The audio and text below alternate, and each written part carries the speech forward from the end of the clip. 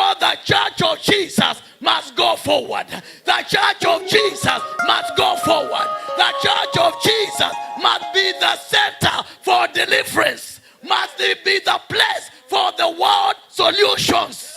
World solution is in the church. Praise the name of the living God. I remember the founder of this ministry, Apostle Evans Murima, one day, some people came to him and they told him, we want you to be our member of parliament. And he went and they showed them the parliament of Nairobi. And they told them, my calling is far much higher than this house. I am called for world solution. I'm a solution carrier for the entire world, not for the parliament of Kenya. And I see you taking that by force. I see you taking that by force in the mighty name of Jesus. Even the prayer of the mighty shall be delivered. Hallelujah. It does not matter how long it has been, you shall be delivered. Hallelujah. Where I come from, we say that you are not cemented on your failure. You can get out of it. Praise the name of the living God. Even the prayer of the Almighty shall be delivered. What are we saying? The revival that we have come up for here, it shall come to pass. This land, this is Seattle, shall be revived. In the name of Jesus Christ. Therefore, I want you to go before the Lord now and contend with any spirit which you know or you don't know that is against your rising. Go ahead and contend with it. Go ahead and cast it over your life. Go ahead and cast it over your life in the mighty name of Jesus Christ. Because the Bible says, even the prayer of the mighty shall be taken out, shall be taken out, shall be taken out. Contend with it now. Contend with it now. Asking God, God revive me again. God revive me again. God revive me again. In the mighty name of Jesus. Revive me again. Revive me again. Revive me, Lord. Revive me, Lord. Revive me, Lord. In the name of Jesus. In the mighty name of Jesus. Father, strengthen me again. Father, fill me again with that old zeal for you, Almighty Father. Hallelujah.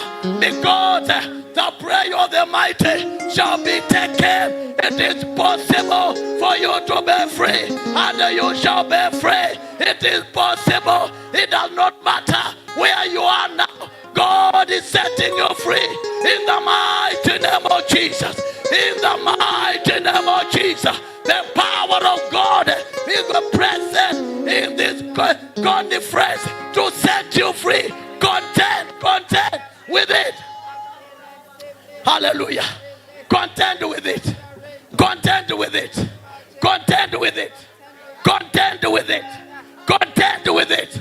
Contend with it. In the name of Jesus Christ. Contend with it. In the name of Jesus Christ. Call it by name. Call it by name. Whatsoever name it is, call it by name. And tell him I am free. Tell it I am free. Tell it I am free. Tell it I am free. In the mighty name of Jesus Christ. Thank you, mighty God. Father, give you praise. Father, magnify the holy name. You are God the Almighty. Receive all the praise. Receive all the glory. Receive all the honor in the mighty name of Jesus Christ. Somebody shout, I am free. In the mighty name of Jesus Christ. The Lord God bless you. The Lord God increase you. In the name of Jesus Christ. Listen, no revival leaves the people the same. Every revival comes to move God's people forward. Every revival comes to move the people of God forward.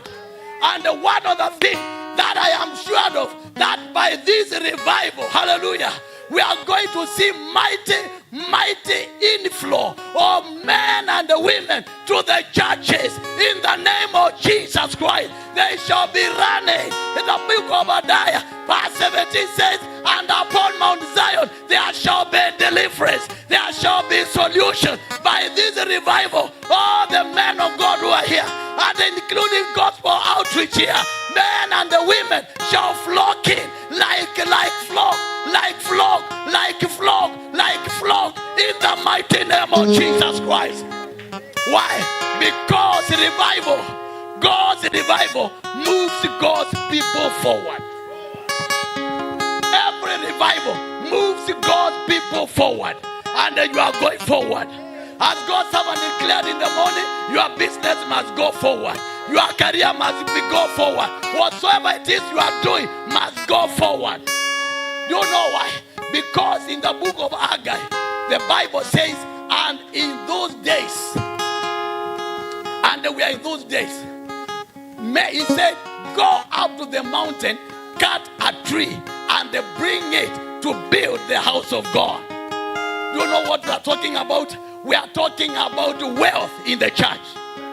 Someone say wealth. We are talking about wealth in the church. Men and the women shall willingly be coming, carrying millions of dollars to build the church. To build the church. He said, go up to the mountain and cut a tree and bring. Why? Because revival has already taken place. Hallelujah. Hallelujah. So watch out. Tell your friend, watch out. Watch out. Watch out. There are blessings which are going to come upon your life. Mpaka ushangae. Mtaseme kushangaa. Hallelujah. Where I come from, there was one man called Mwendandu. One day he was very rich. And when he became poor, and nobody came to be poor here, the people were passing by. And he was asking people, because he has found himself in a level he cannot believe. Yeah. Alikuwa anaitwa Mwendandu akiwa rich. That's why I'm saying here you are in whatever situation you are. God is going to lift you so high that you are going to be asking, is it me who came to America like this and now I am this level? So blessed of the Lord. Hallelujah. This is where you are going in the name of Jesus. This is where you are going there. Because revival must bring about supernatural wealth to the church. Somebody say supernatural wealth. Praise the Lord. Supernatural, and it is possible. Hallelujah. It's going to come to pass. There shall be men. One day when I got employed, my salary was 2,000 shillings, sir. 2,000 Kenya shillings. And the first salary I was paid, I went and they gave 200 to God's servant, Apostle Murima. And I could see the joy on his face. And little did I know that the rent for that hall had not been paid, which was only 50 shillings.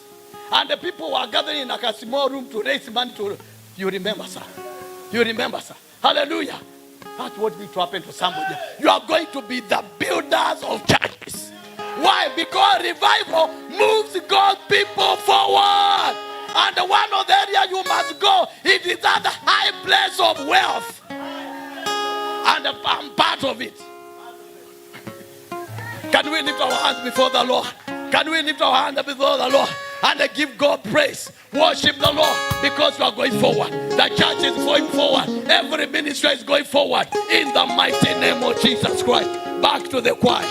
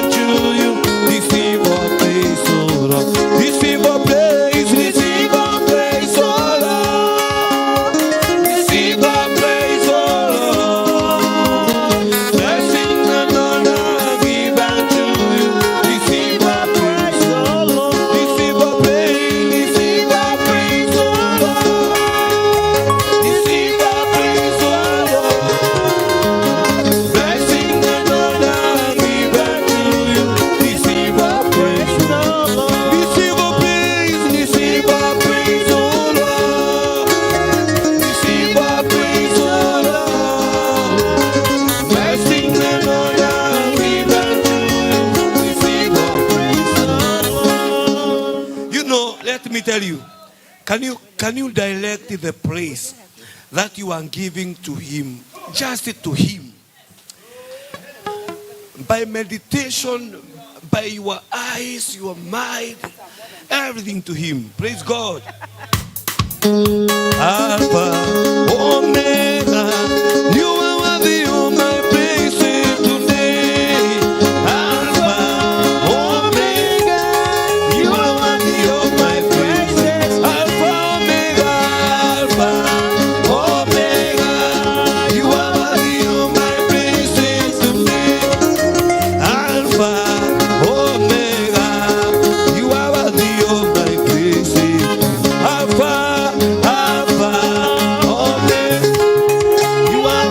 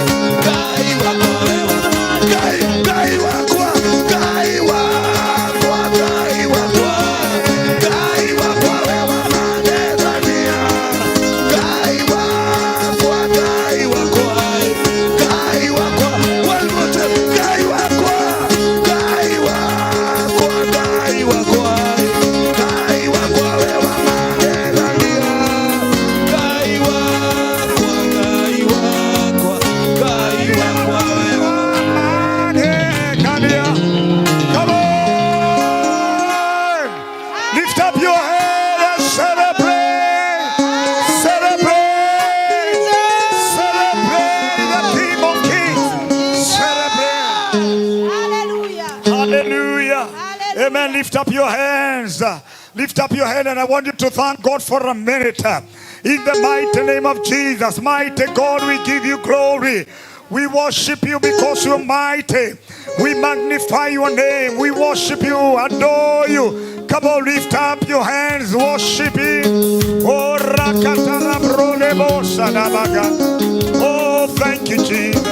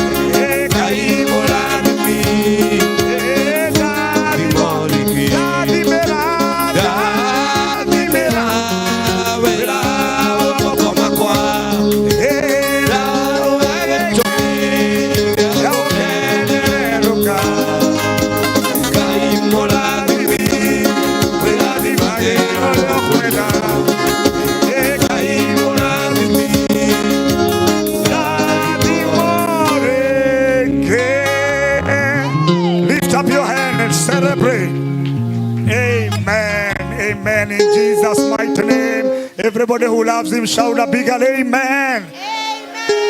I want you, before you sit, you hug 5 people. If they are looking smart and smiling, then you hug them. If somebody doesn't smile, then unampita na mkono mkubwa.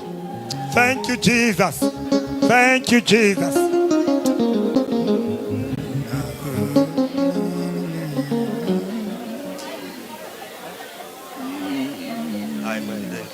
Kama ungalikuwa kwa upande wangu, ningeshindwa nao adui wangu.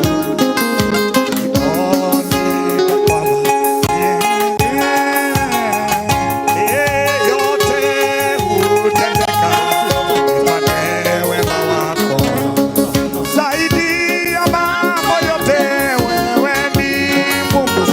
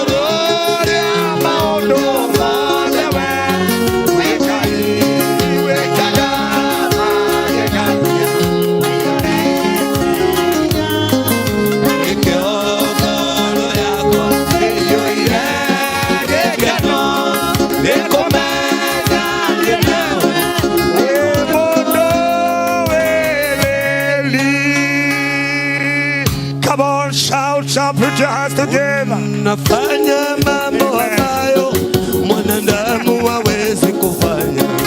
Unatoa faraja ambayo mwanadamu hawezi kufanya.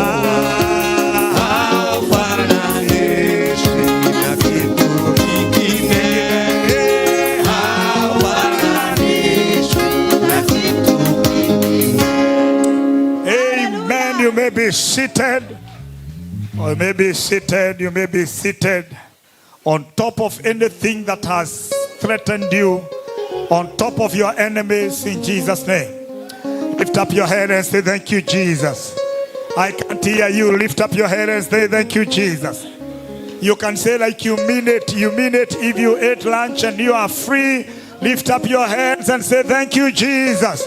Then you lift up your both hands and give the Lord a thunderous praise in the house. Amen. Amen and amen. What a joy to be in the presence of God. Thank you, Pastor Ashira, my son, and thank you for praise and worship. I want you to prepare those, if you have a song, we have a lot of artists in the house, and I would like to, wazayuni we haredie, nani mwingine, okay, and others, we have the Movango, anybody, Jane Leah, please, all right, Reverend Joseph, together with your wife, we haredie, sasa hapa ni nyumbani. Jamina, together with Pastor Judy, kairetu kwa Jane, we haredie. So I'll give you this time to do that. But before then, we're going to do, we are coming to the climax of our conference. We've been dealing with the issues of revival. And one of the things that you maybe have not, those people who have not attended this conference from the word go, because we had this conference from Sunday last week to this time now. So it's the whole week. It has never maybe happened in the US, but we are doing it. We are doing it because the revival has landed in Washington. I can't hear you. You are in trouble with me. I say revival has landed in Washington. That is why we can begin a conference from Sunday to... Chairman, huwezi kukaa nyuma, ni siwezi hata ongea.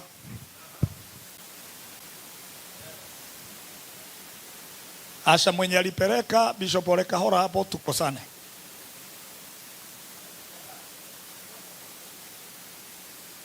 Hawa wazee hawezi kaa nyuma, si wazee wa kukaa hapo. When they have fathers in the house, we need to honor the graces, the men who have labored for us. Thank you, sir. Na najua umekuja na ile kitu yetu na wewe. Iko hapo. Asante sana. Tukunywe uji. Asante.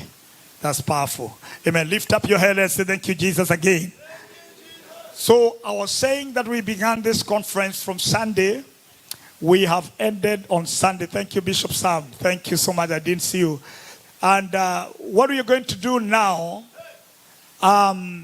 we want to have the taste of Israel. Because I want us to pray for Israel. One of the things we did is that we had a rabbi, Jonathan. Jonathan came and shared powerfully. He was from the root of David. He was here. And we connected with Israel. We gave towards Israel. And this altar is so much blessed, so much charged. This is the first international conference. Every June it will be done every year. And it has, taken off in a high note. And we continue this way. And so I want to welcome man of God who is the president of Africa Israel Initiative, who is Bishop Joshua Moringe, and who is going to take not more than 20 minutes as we pray for Israel. Everybody say amen. They are going through a crisis at the moment, and the Bible says that we pray. It's a command that we need to pray for the peace of Jerusalem. Whoever does this, whoever blesses Abraham, they shall also be blessed. Whoever curses them, because God has chosen them by grace. And we want to pray for Israel. You ladies, we pray for Israel. Lift up your head and say, thank you, Jesus. Thank you, Jesus. Thank you, all the pastors. Thank you, my friend, Reverend David. Thank you, Wengi, Apostle Charles. Thank you so much, Pastor Mwangi and your wife, Esther. Thank you so much. I see a lot of pastors in the house. Thank you so much. And I see Reverend George. Reverend George is is a man. Simama mzee, wewe unajua wewe ni rafiki. Reverend George and your wife, Freshia. Hawa ni limbuko la gospel outreach. Mnajua limbuko, mnajua hiyo Kiswahili? Mimi nafundisha nyinyi Kiswahili. Limbuko ni first fruits of gospel outreach. I released them on this altar and prayed for them to be the pastors of full gospel churches of Kenya. Now in the US. This is how we do things here. Yeah, they became so submissive.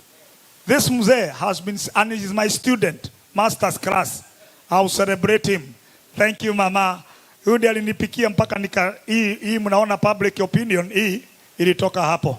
Asante sana. So I appreciate you, George. You are just a blessing.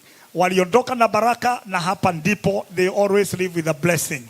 That is why, and we have released a lot of, we have Pastor Shen, and we also have Mercy. We officiated their wedding. Now they are in Everett doing great there. Come on, appreciate them. Appreciate them. These are sons of this commission. These are sons of this commission. So I don't say that when you are here, we are not extending the kingdom, only that you don't go rebellious. When you go with a blessing, you will excel. You will excel. Everybody say amen. Let me see all my pastors here in the house. Every pastor of gospel outreach. Simameni wote. Fanyeni haraka hivyo. Fanyeni hivyo haraka. Every time when we come to a praise, all these pastors, and I'm telling them, if you feel like God has sent you somewhere, we all back you up to the praise. And that is what we are going to do. It is diverse because Bishop Evans Murima, the father of this commission, that is what he did. And our Archbishop, that is what he does. He is a father to all churches. He is a father to all churches. I appreciate these dear ones. They are so submissive. They love this commission. Thank you, Reverend Margaret. Thank you, Bishop Terry. These people, they are force. Wherever they come from. Thank you, Pastor Judy and others. May the Lord bless you. Lift up your head and say thank you, Jesus. Thank you so much. Thank you so much. So I will take 20 minutes to pray for Israel. Tell your neighbor it's time to pray for Israel. Yeah, with the joy of the Lord, let us welcome Bishop Joshua Moringe. By 20 minutes, I will be here. Thank you, the Bishop. Who arrested me back home. I was brought up, born spiritually in gospel outreach, and I became like a prodigal son away from home, not even caring or even wanting to know where home is, and that is gospel outreach. And when I came to Seattle Gospel Outreach, God made this man a commander more than a wanderer, Joshua Mulinge. And he arrested me back home.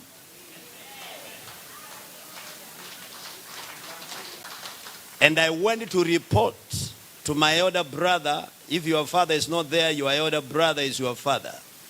So I went all the way unexpected to Nyeri, Gospel Outreach.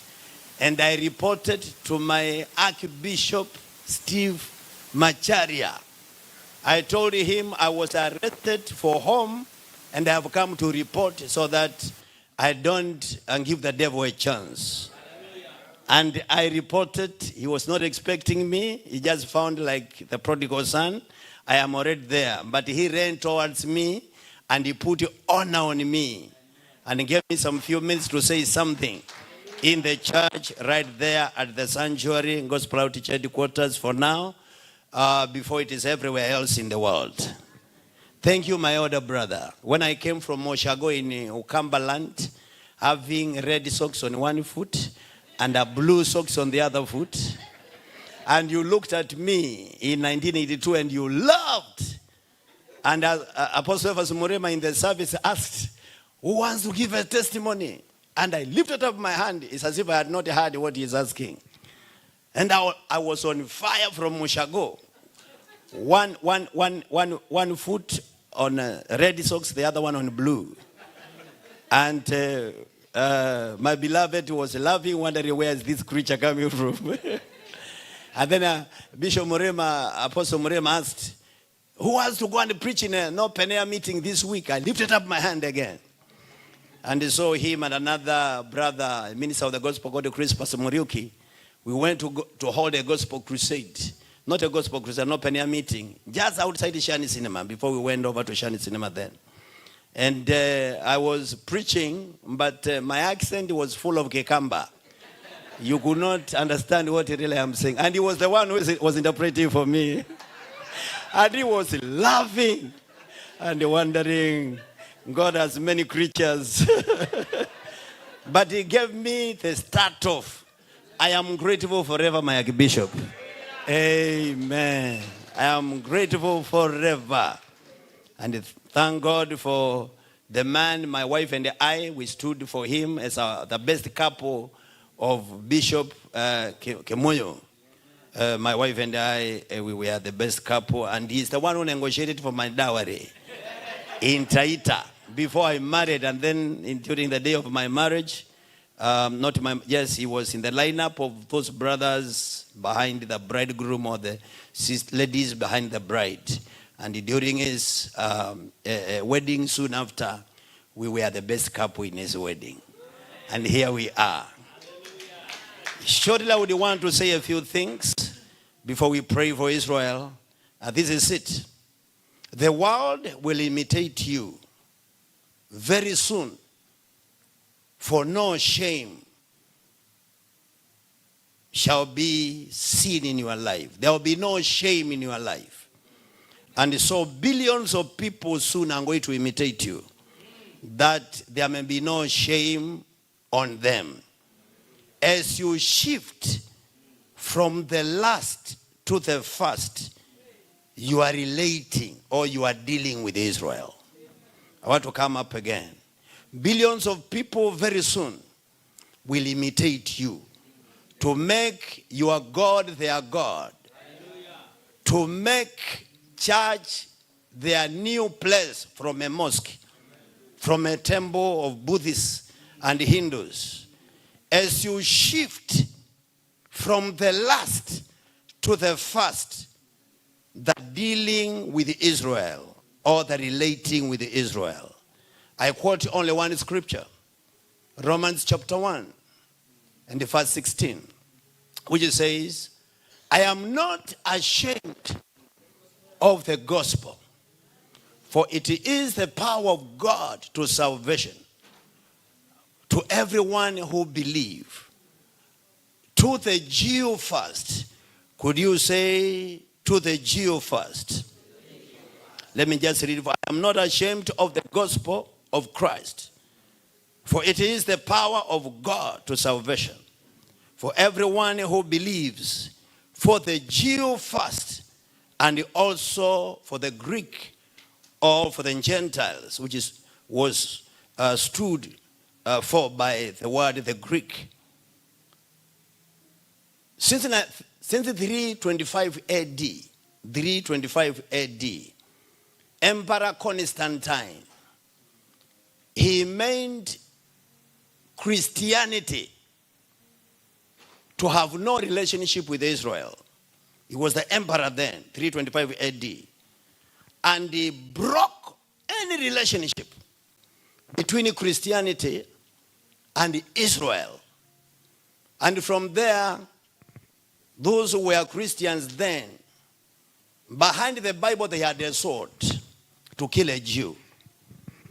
You either become or you are converted to a Christian or you are killed as a Jew then. And later, the Roman Catholic Church in the 15th century, it was resisted by a man called Martin Luther.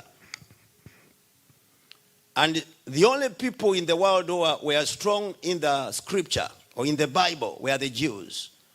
Apart from the Roman Catholics, where the audience were not reading the Bible. The Bible was only with the priest in Latin. And no one of the congregants were allowed to read the Bible. So they never understood the Bible. But this man, Martin Luther, since he was one of those who were reading the Bible as a priest in Rome, he began to check out on what the Bible says. And he began to resist Roman Catholicism. But he wanted the Jews to support him, since they were strong in the scripture and having the Bible from Genesis to Malachi. But the Jews told him, you have been a Christian among those who have been killing us. So we will not support you, we will first watch you to see whether behind your request that we support you, you have a sword. We know the Crusaders who are killing the Jews. They conquered Israel politically, but with the Bible and a sword behind it. So they told him, we want to watch you to see whether you have changed and whether truly you are what you say, that you believe in Christ, even though we are waiting for him for the first time. But you Christians, you say you are waiting for him for the second time. We want to see whether you are a free man or you are a killer or you are a murderer. And he did not, Martin Luther as a German, did not kill the Jews, but he wrote in 1543, he made writings. And he said, a Jew should not be allowed to live. He is as worst as a beast. A beast is better. You can spare beasts. You can spare a hyena. You can spare a warthog. But you should not spare a Jew. Wherever you find a Jew, kill him. And he was the father of Protestantism. Many times you are asked, are you a Roman Catholic or are you a Protestant?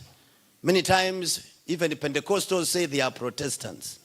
But the beginning of Protestantism, which was started by Martin Luther, in 1543, 3 years before he died, because he died in 1546, he made the writings that a Jew should never be allowed to live.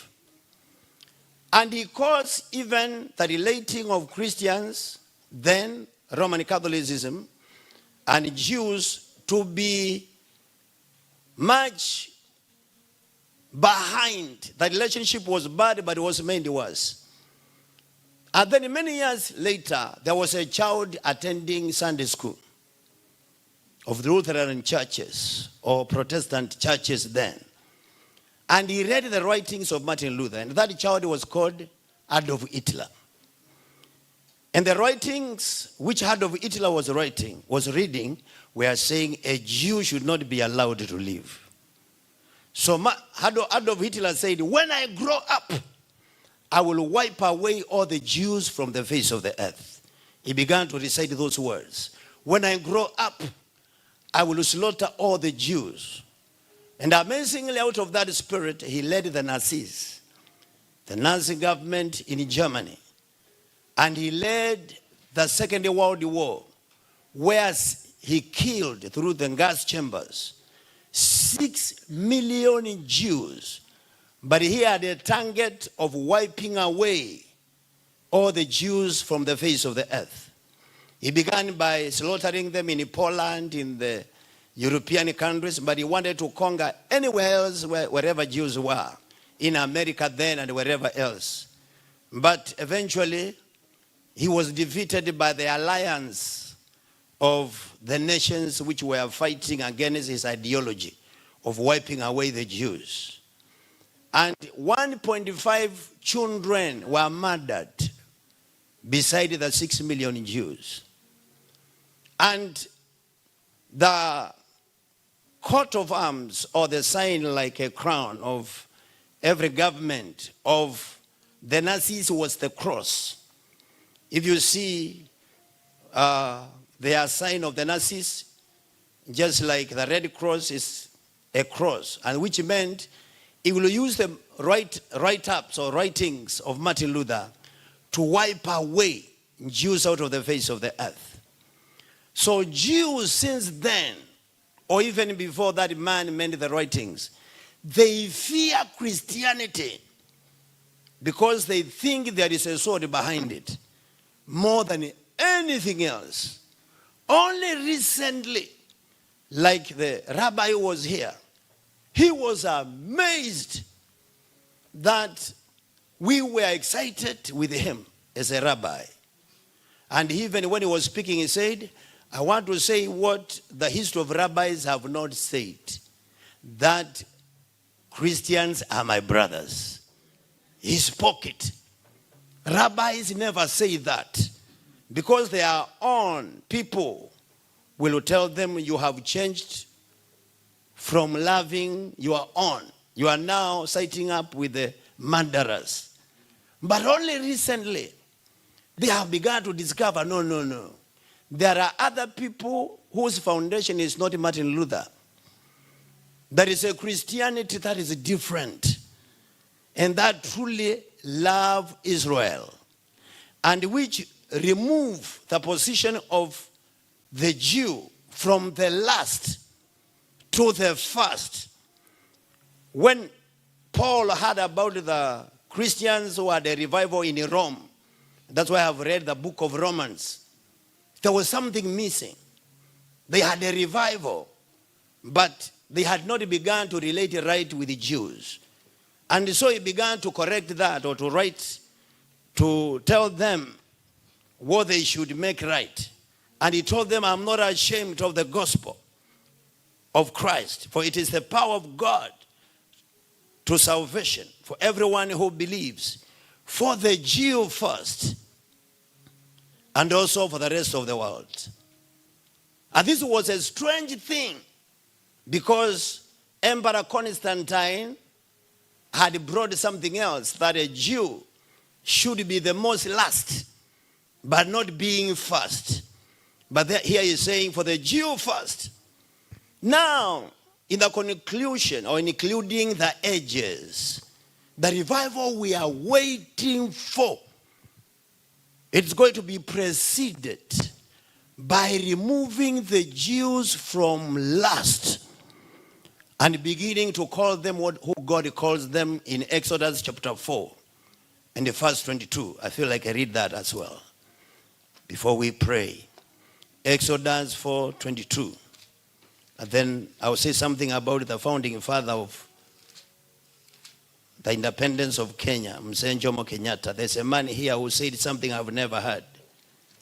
Bishop Ole Kahora, about the healing that Kenya needs and why bloodshed can never end until we resolve, as he revealed it to us this week right here.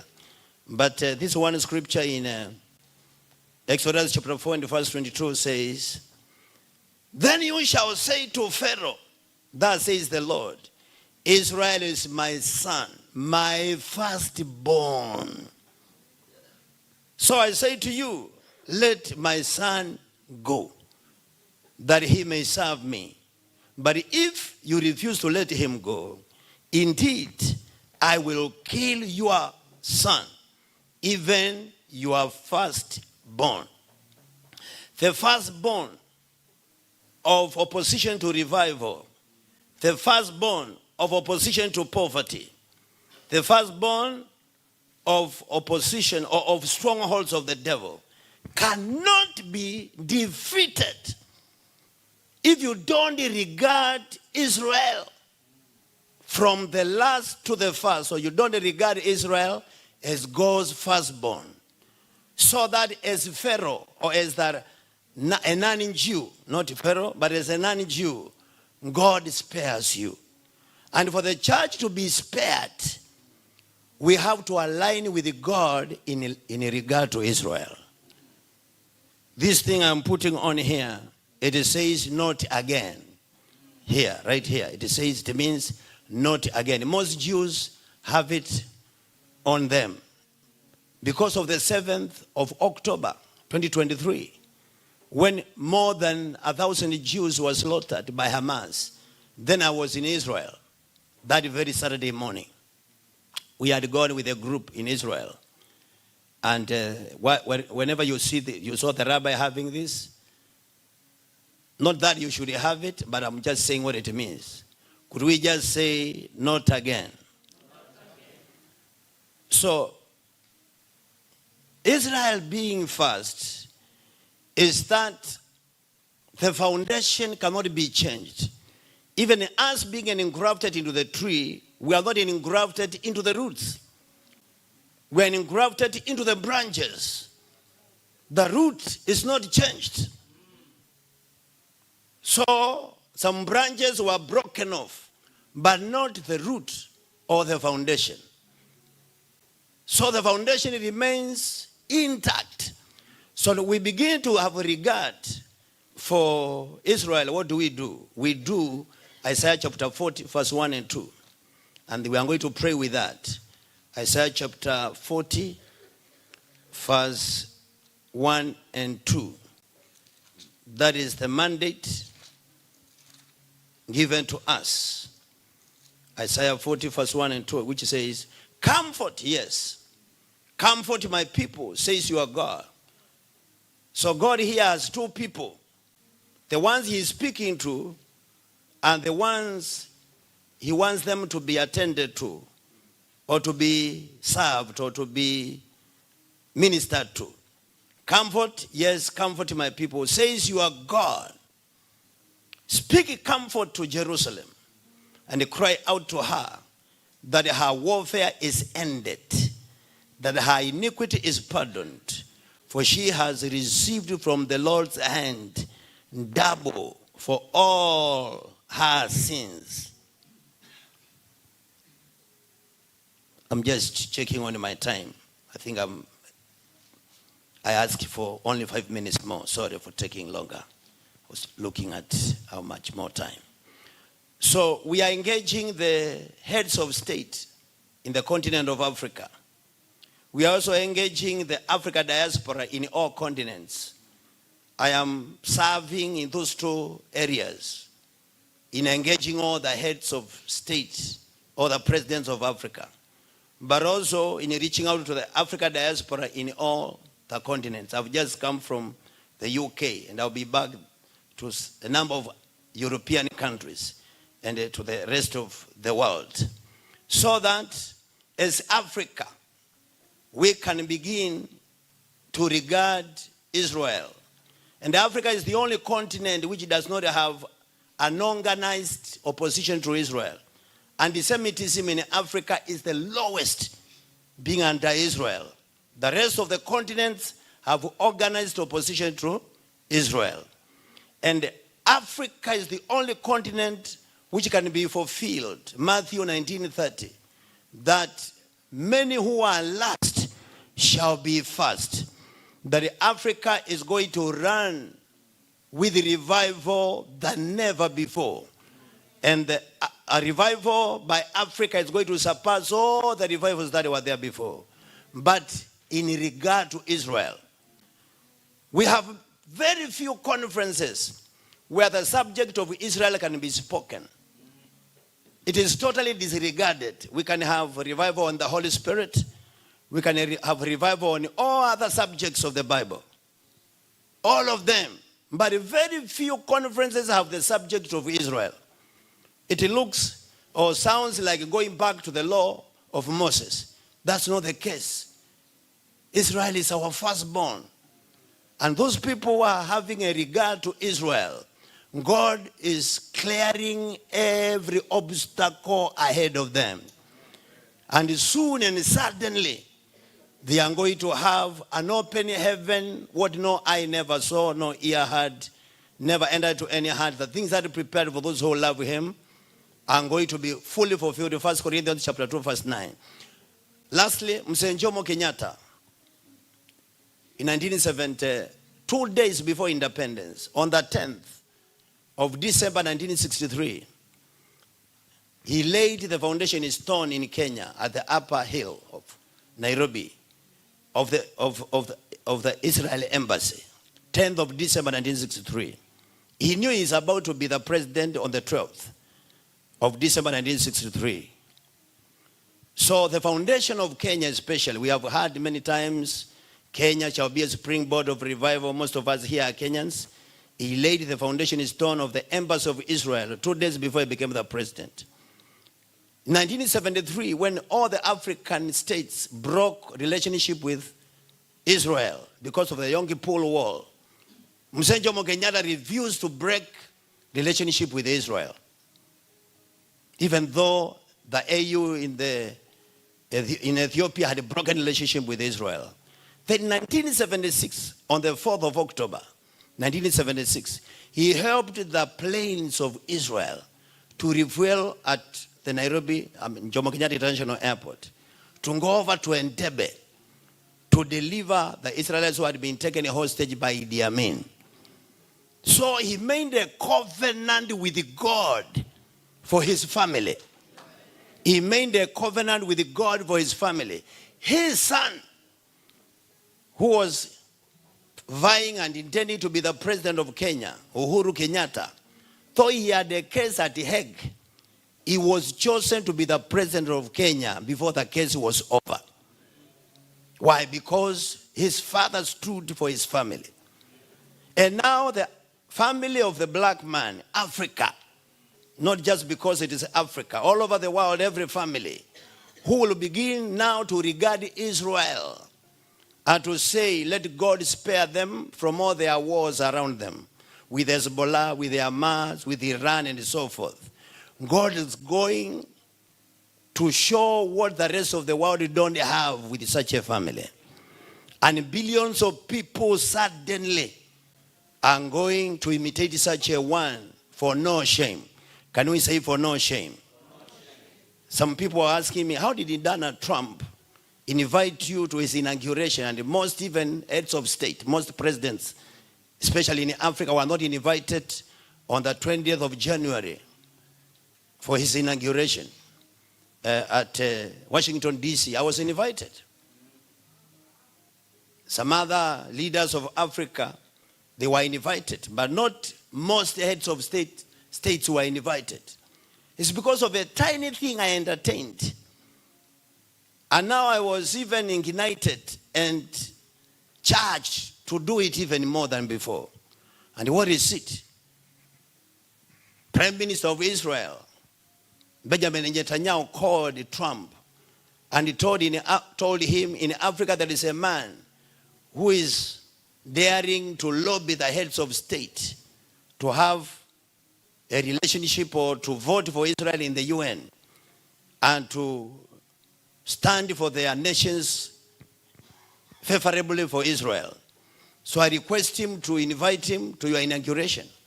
That's how I was invited, through Benjamin Netanyahu. But that's a small thing. It's like a drop in an ocean. The very ocean intended to come on God's people. Not a drop in an ocean. The very ocean. But in regard to Israel. That's why you need to begin blessing Israel with much or little. Can you write this number down? Especially to those who are Kenyans. I had said it. The number is 710075. It is a pay bill number to bless Israel. 710075 is a business number or a pay bill number to bless Israel. When you put it into your M-Pesa system, it will ask you for an account. The account are these two words, blessing Israel. Just that. When I began doing that, I want to say that shortly, a Muslim came, dressed as a Muslim. I want to share it very shortly. And I thought perhaps he had explosives to blow up the church. He looked Arabic. I wondered what has he come to do, putting on the white cap and all that. He said, can I see the bishop of this church? I thought the next thing is he touches somewhere, we die, both of us. So I asked him, why do you want to see the bishop? He said, Allah spoke to me. I told him, things of Allah take to the mosque. This is a church. He said, I know. Just listen to me. Then I was shaking on the inside, but I pretend I'm okay on the outside. I did not look to be the bishop because of the way I was dressed. He just came, not on a Sunday or while I was officially waiting for such a man. And he is a billionaire in Kenya.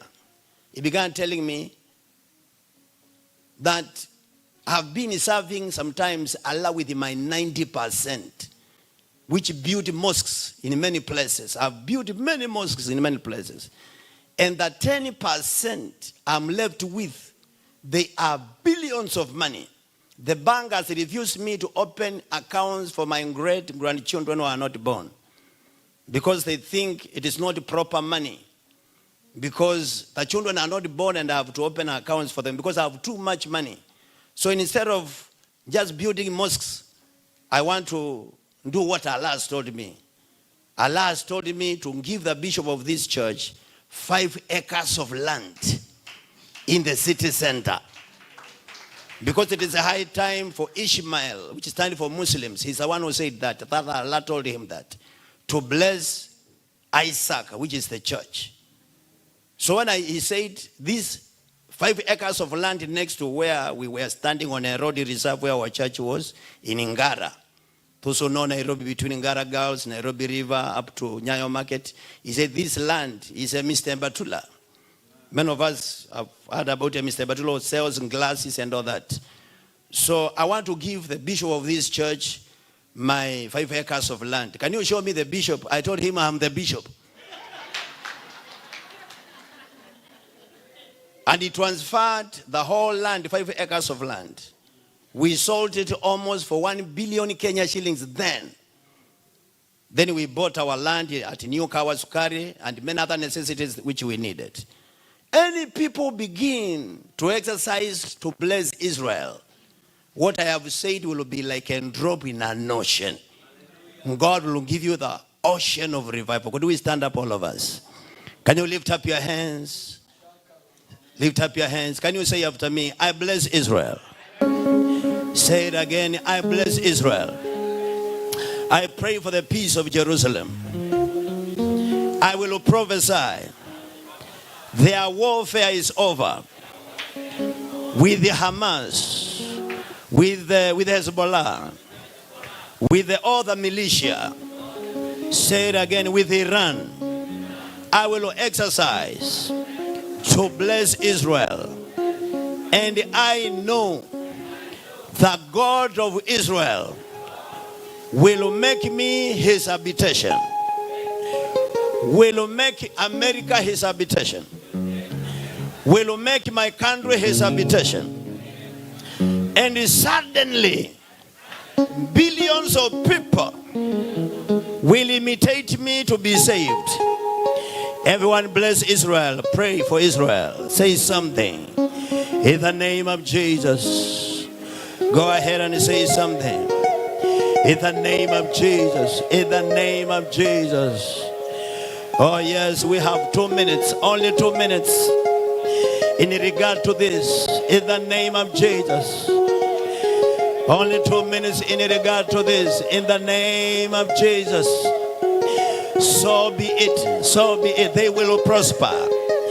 Lord, you are swearing to us that we shall prosper. Not only with the money, but foremost with yourself being with us as you are in heaven. Your presence with us as you are in heaven, and your will being done with us. Every firstborn of the worst shall be destroyed. The firstborn of Pharaoh, the firstborn of every impossibility against revival shall be no more, shall be no more. In the name of Jesus. Help us, oh God, in regard to this. Lastly, Israel being as a parent. The firstborn is as a parent when the parent is not there. Even when the parent is there, is regarded as a father, though the parent is still there. Our Heavenly Father is ever there. So as you visit Israel, you are visiting as your parent wherever you were born. And people have the target of it. Why are Muslims seeming to be very rich? Because they have a target at least once to visit Mecca. And even before they visit, they control most economies of the world. They are especially Kenya and elsewhere, they are very rich because they have a target at least once to visit Mecca. And most times when they visit, there are tragedies. So many die. We have not had people go to Israel and they experience such Even Israel increases their security once we visit Israel. Begin to target to visit Israel. Even if you don't, the Heavenly Father shall begin to have a clear way to your life. And will run towards you and make his habitation with you. Can you lift up your hands and tell God to help you to visit Israel in time, even if you may not? But he will come fast. He will make his way fast. He will make an habitation, an abode, in Jesus' name. Amen, amen. We bless Israel. We pray for the peace of Jerusalem in Jesus' mighty name. And whatever they are going through at this time, may God preserve them. May God spare them. In Jesus' name, put your hands together. Celebrate the King of Kings. Amen. You may be seated. Thank you, Bishop Joshua Muringi. The Lord bless you. Karibu tukuja hapa, imba wimbo wako haraka haraka haraka. Then do you have a microphone? Na nisaidiwe haraka hapa. Hey, what is Elder Kiari? All right. So help. Now Jane is in the house. Come on, appreciate Jane Wairimo. Fanya hivyo, tumu appreciate kwa makofi mazuri. The only one woman guitar in the city. Iko sawa?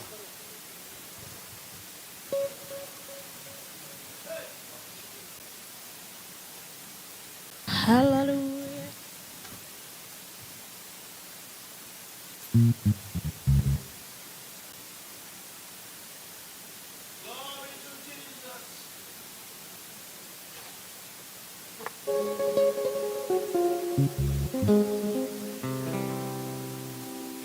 Amen. I am born again. Yes, when more than he has been my Lord and my salvation. Amen. So I want to do a song. I've been singing the songs done by other people, but God has given me a song. Amen. And not just only one song, he has given me. Right now, I've recorded 4 songs. Amen. And 3 are remaining, waiting to be recorded. Amen. In a span of like 1.5 months. Amen. Washa Bishop Aweke.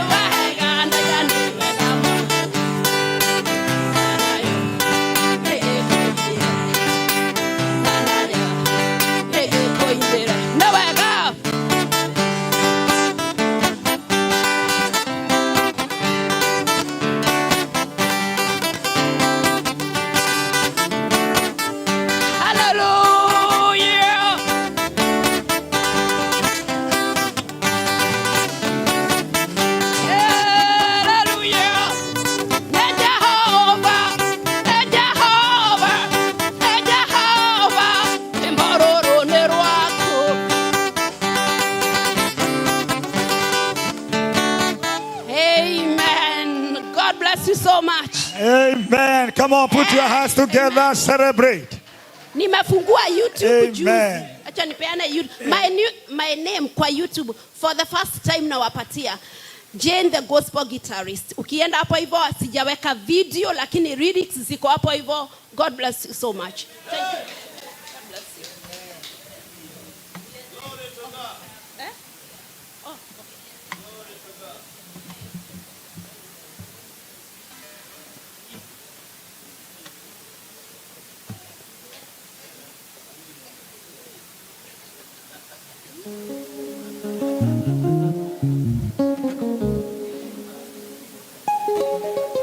Okay, waimbaji wote muje hapa.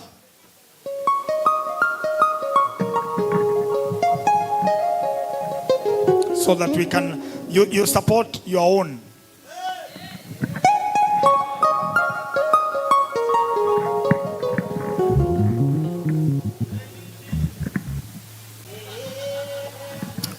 Waimbaji tafadhali.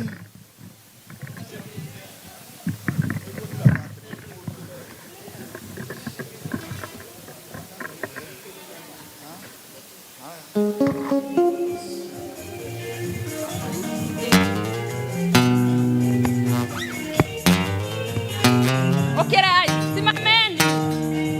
Yeah. Yesu ni kwa dada wewe.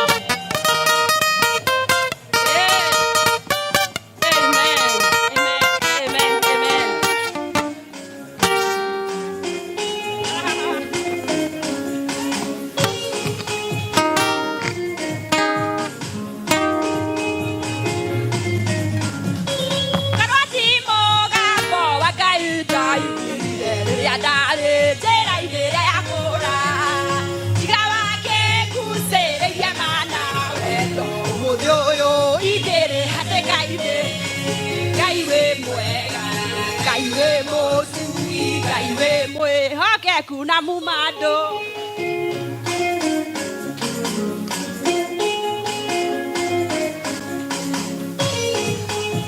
Hallelujah.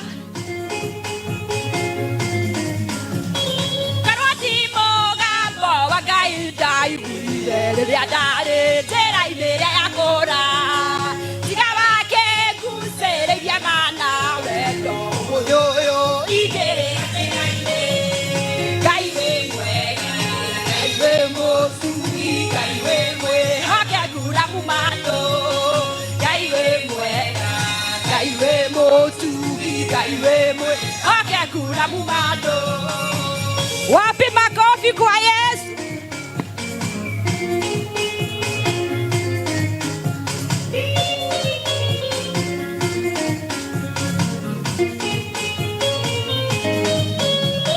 Nginetu watugire sana lemo, ona kione kagata keretia ida. Oikiana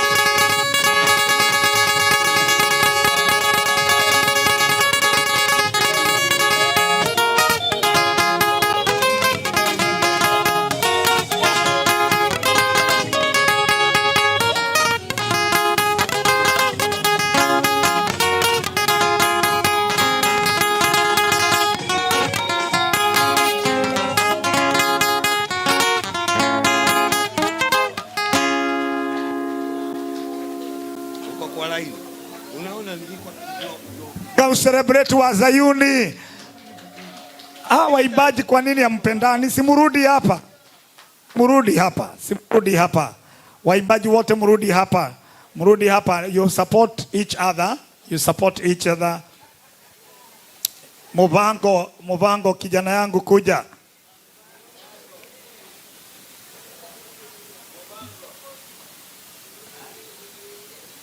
Celebrate Mubango is coming.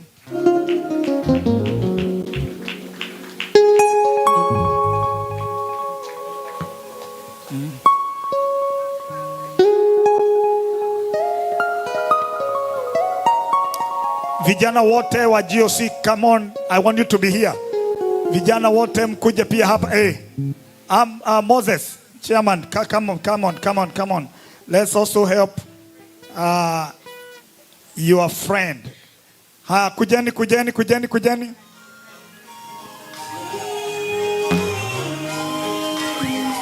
Haya, tunasimama, tunaimba ya wazee.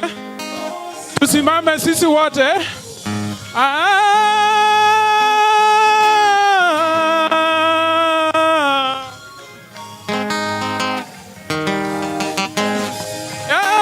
It's possible unto God, all things are possible. Aya, twende. Possible unto God, all things are possible. I fix my eyes unto you, Jehovah, wewe ndiwe uliye Adonai, Father to the fatherless. Yes, you are God of possibilities. You are waweza kubadilisha, waweza kuinua, yote ni possible. Possible is possible. Possible unto God, all things are possible. It's possible. Yawezekana Baba.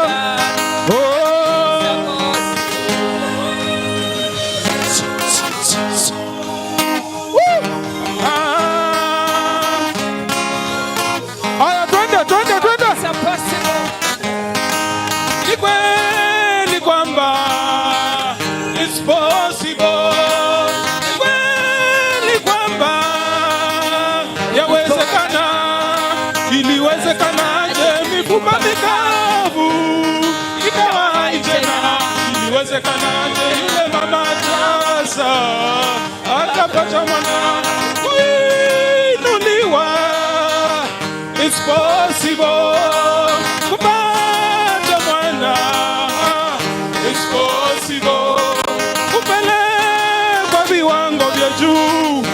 Ni possible.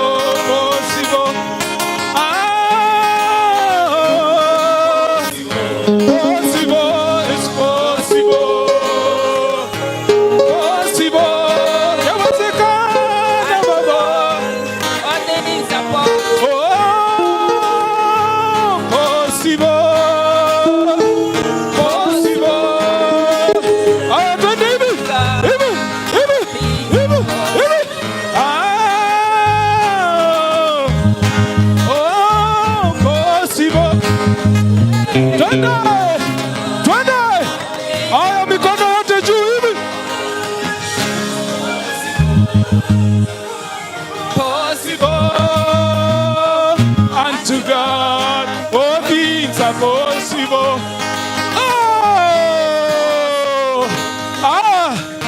Aya, twende hivi. It's possible. It's possible. It's possible. It's possible. Aya, twende hivi. Aya.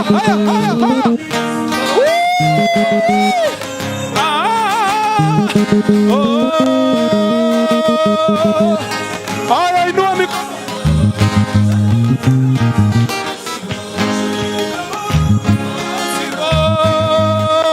It's possible.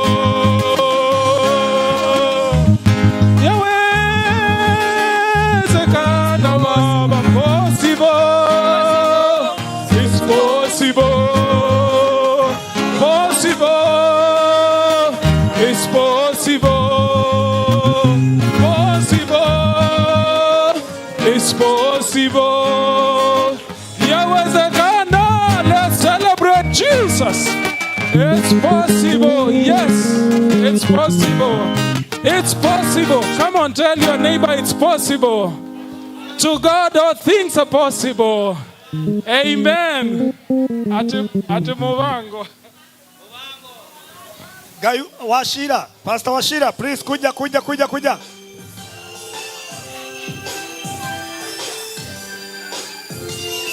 Haya, celebrate our chairman. Muna celebrate chairman wa waibaji hapa Seattle.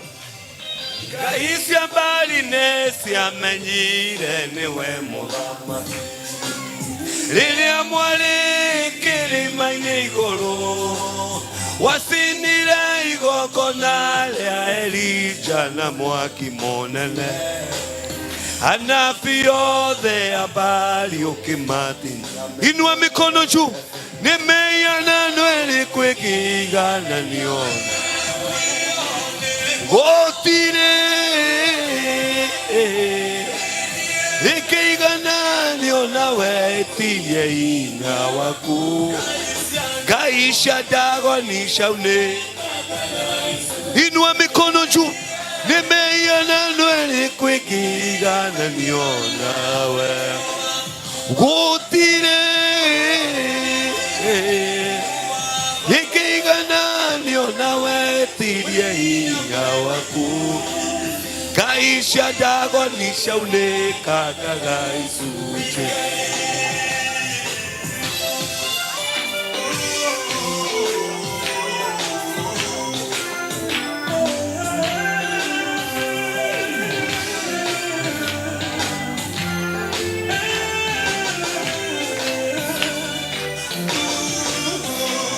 Afilistine mata hire ithanduku ria Mwathani. Makere twara emaine ciao. Makere iga kuria Ngai cia ndagoni ciakomaga. Ngai cia ndagoni ciaunĩkanga Ngai icunjĩ. Nĩmeyana nwere kwĩkĩgananio nawe. Gutire ikigana nawe tirie inya waku. Kaisha dagoni ciaunĩkanga Ngai icunjĩ. Nĩmeyana nwere kwĩkĩgananio. Gutire ikigana nawe tirie inya waku.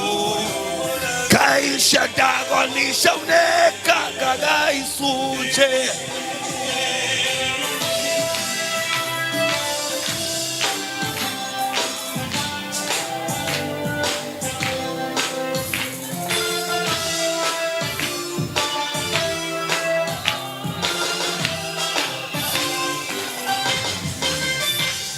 Nebukadineza ethondekeire mũhianano wake. Agĩatha ndũma ũinamĩrĩre. Kĩrĩndĩ kĩingĩ gĩkĩinamĩrĩra mũhianano ũcio. Mĩaka mũgwanja arĩire nyeki o ta nyamũ. Nĩmeyana ĩrĩ kwĩkĩgananio nawe. Gutire ikigana nawe tirie. Shika. Kaisha dagoni ciaunĩkanga Ngai icunjĩ. Nĩmeyana ĩrĩ kwĩkĩgananio. Gutire ikigana nawe tirie inya waku. Kaisha dagoni ciaunĩkanga Ngai icunjĩ. Ngai ũyũ tũtungataga nĩ Ngai ũjahananagio. Ũhoti wake nĩ mũnene mũno. Nĩ Ngai unangaga ndaimono ciothe na hinya mũnene. Mahinya mothe makwakoma makaunĩkanga. Nemeyana nare kweke igana nionawe. Gotire eke igana nionawe tirie inya waku. Kaisha dago nisha uneka gaga isunche. Nemeyana nare kweke igana Gotire ike igana nionawe tirie inya. Kaisha dago nisha uneka gaga isunche. Nemeyana nare kweke igana Gotire eke igana nionawe tirie inya waku. Kaisha dago nisha uneka. God bless you, God bless you, God bless you. Pigia Bwana makofi na vigelegele. Amen. My name is Pastor Charles Washira. Na nimeokoka na hudumu na kanisa la JCM Church Takoma. The song mean which gods can be compared with God, because the gods of Dagon, when they approached the Ark of the Covenant, they broke into pieces. Amen. Come on, appreciate my son. Doing great. Okay. Reverend Joseph, tafadhali, haraka. Amen. Appreciate Reverend Joseph. You didn't know Reverend Joseph sings. So,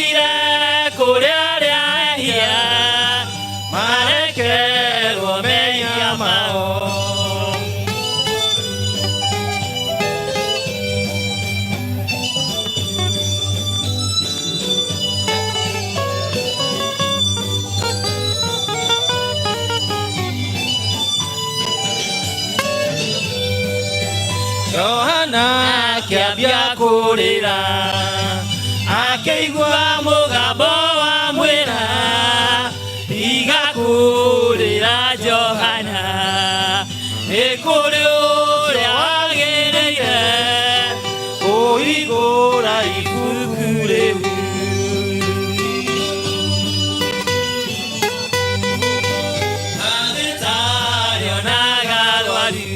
Jesu ndokire kuria aria athingu ndokire kuria aria ehia marekerwo mehia mao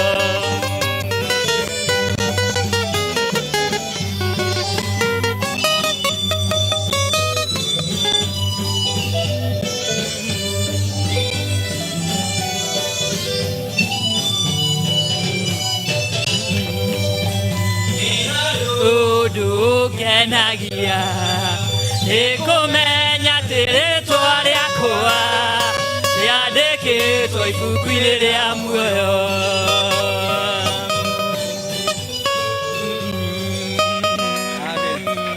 rĩonaga rwaru yokire kũrĩa arĩa athingu. That is, Christ did not come to the holy because the doctor does not go to treat the well, he treats the sick. So Christ came so that we may be forgiven our sins and we become, hallelujah. Amen. Amen. Let us appreciate Reverend Washira. Amen. That is very powerful. All right. All right. We may be seated for a minute. Yeah. Thank you so much. All right. Praise. Choir muwe mmejitayarisha. We want to give. And then let me call Pastor Judy. Pastor Judy and Jamina, very, very fast. Hi, I'm waiting. I'm waiting. In the beginning was the Word, and the Word was with God, and the Word was God. Is this good enough? He was in the beginning with God. All things were made through him, and without him, nothing was made that was made.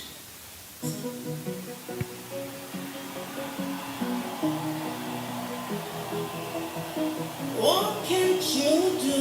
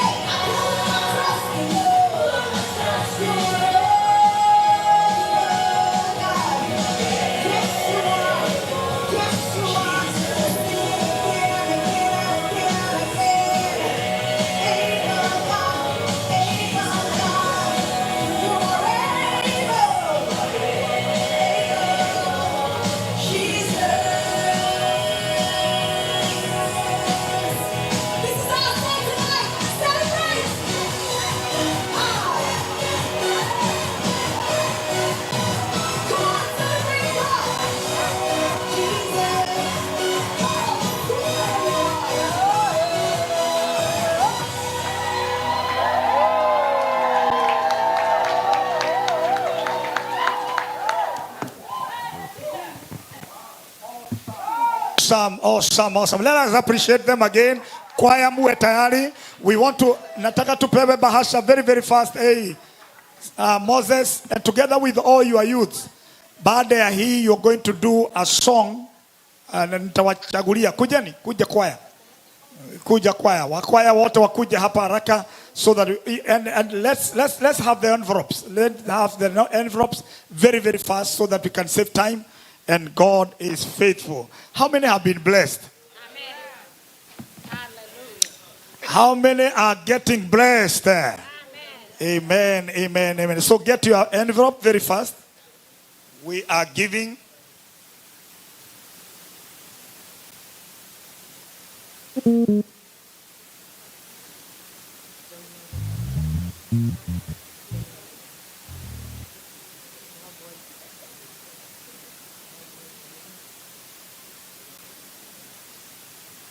So I want to make a prayer, and then as we give.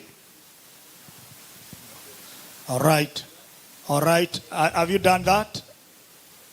Okay. All right. Let me pray. Let me pray as you give, as you take your envelope, then we pray. Our Father in heaven, we thank you for giving us a moment, Lord, to come and worship you with our resources. We give you praise. We have danced in your presence. Now, Lord, dear Father, we are raising an altar of sacrifice, and we pray that, God, you may bless our offerings. And we thank you, Lord Almighty, because they are flavored with the salt. Oh, God, be glorified. Thank you for the word. We love and worship you in Jesus' mighty name. Everybody say amen. Amen. So give the best. You remember we were taught about the salt. The salt. You know, your sacrifice must have the salt so that it may be flavored. It is very, very powerful. Do that, and God bless you. God bless you. What are we doing? I mean, it's moving slowly. We don't have the whatever. Sisi kokule. Kitu ya sadaka. Tafadhali tuletewe hapa. As they do their song, then we are.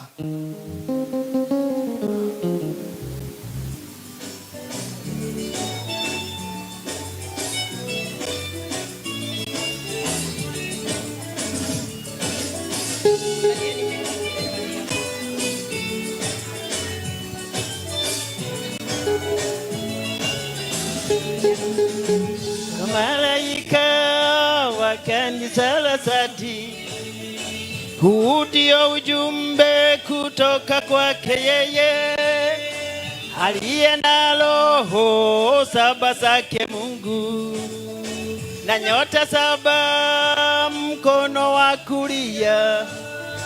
Ni malaika wa kanisa la Sardi, huu ndio ujumbe kutoka kwake yeye na roho saba zake Mungu na nyota saba mkono wa kulia. Ninayajua matendo yako yote, unajulikana kuwa una uhai.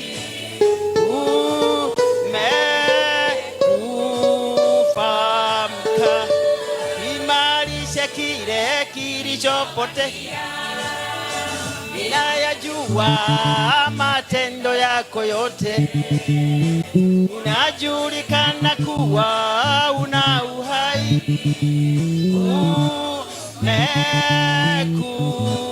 Umekufa kisha kile kilichobakia.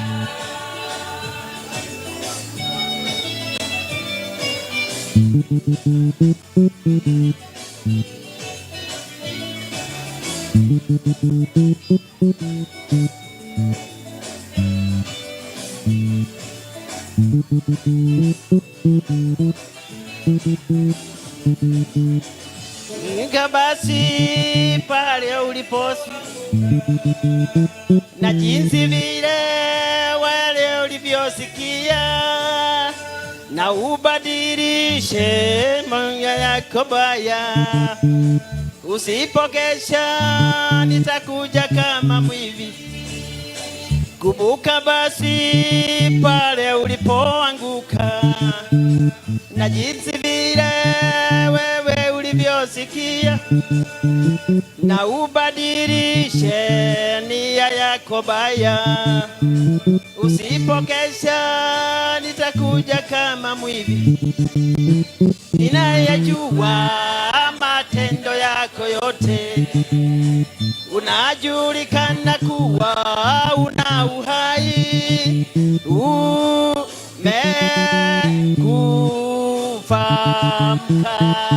imali kilichobakia, ninayajua matendo yako yote.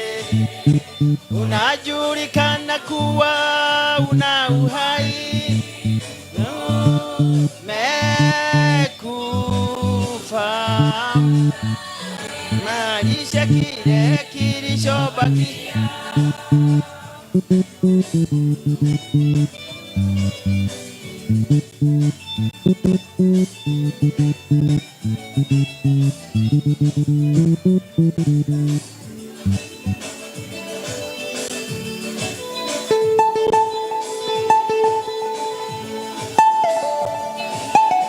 Ninayajua matendo yako yote. Unajulikana kuwa una uhai, umekufa,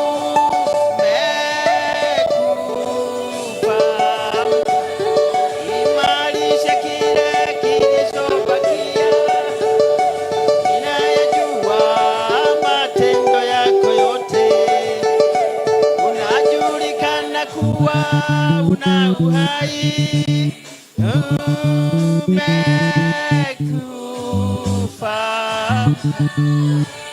lisha kile kilichobakia.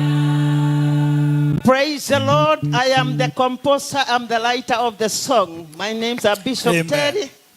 Amen. Amen. Amen. Let's okay, Reverend Margaret, please kuja haraka. Kuja haraka.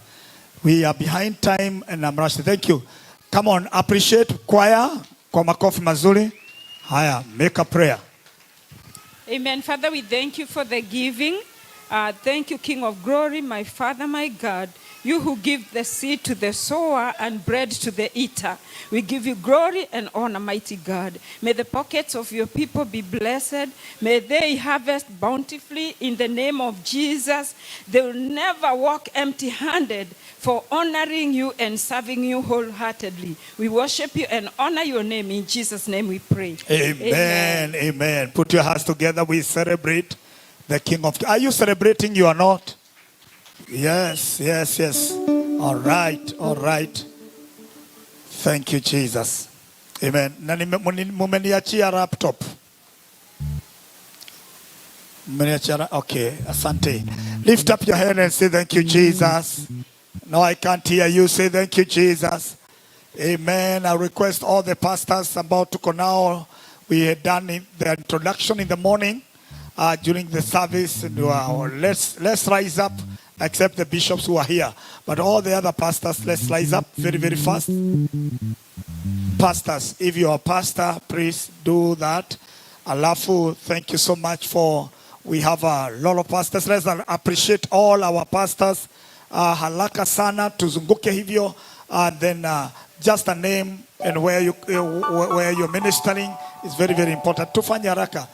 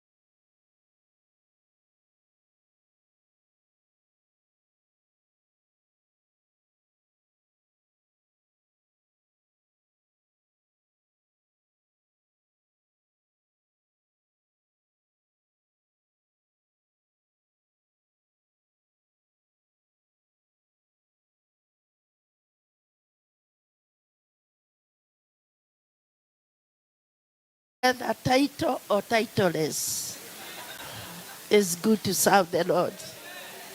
When you are serving the Lord, we never knew it was a ministry. We felt that we are compelled to do things from His side. Later on, now we understand whatever we were doing, the grace that was there. Today we see what the Lord was doing in us. I am so happy. Thank you, Bishop Degwa, for allowing me to come. Last year I was here. And when you asked me whether I would come this conference, I said I won't be able. But I said if the Lord wills, now this is the will of God.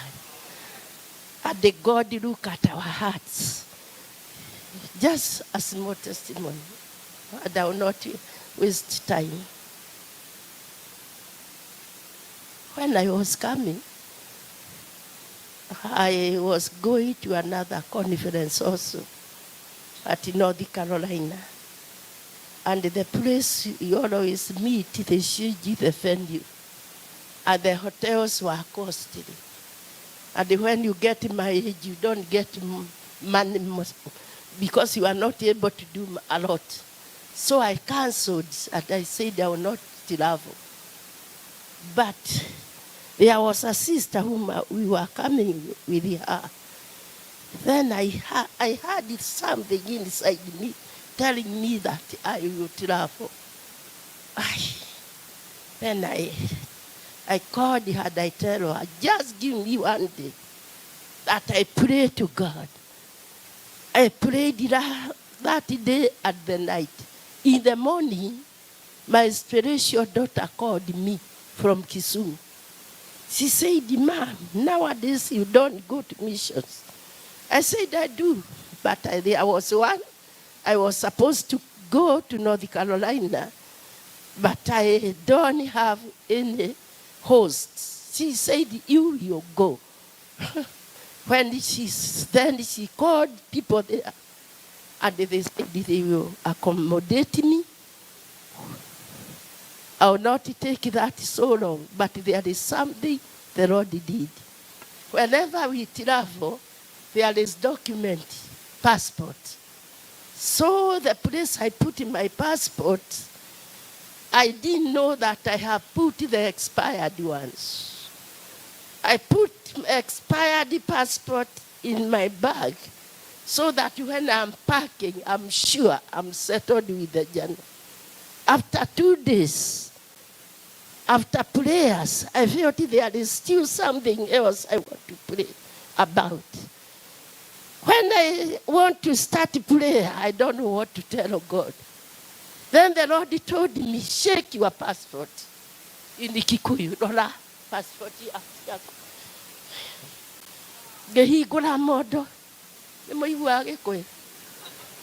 When I opened my bag, I said, what is wrong with me? My passports are here. Then I returned it back. I went and tried to pray again. I cannot know what to tell God. Then I was told again, shake your passport. I went for the second time. I said, something wrong is happening with me. These are my passport. What else am I going to shake? When I went back, I was told, open at the shake inside. Ooh. When I opened, they are all expired. I got and it's like, where did I lost my passport? I started now looking everywhere. Then the voice told me, go and shake over there. When I put in my hand, I got my passport. We have God in heaven who care about even the issue which we don't understand. And this God is original. When I went to the North Carolina, I met, there were people waiting for me. They wanted to hear about a place they sponsor in Nyeri, Muvagano Island. There is a great work. My spiritual son died and left. And every time, I didn't know he was talking about me there. So they gathered somewhere and they want me to talk about him. The Spirit of God came. So I don't want to speak of myself. I want to speak of God that we serve. When Moses saw the burning bush, and he said, I will go closer to see what is happening. We have a God in heaven who looks at our hearts. And when you are hungry and thirsty for him, he will make way. May the Lord bless you.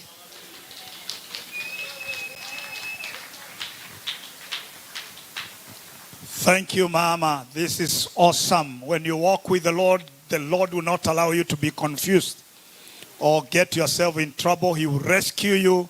He will rescue you. He will preserve and spare you in the misery of the enemy. Lift up your head and celebrate God because of what God has done to our mom and our bishop. Amen and amen. Let me see all the youths. All the youths was Mame Wote. All the youths. Do I have Moses? All the youths. All the youths. Any youth here. Every youth, smama. Huh? Kwani wametoka wakaenda wapi? Yeah?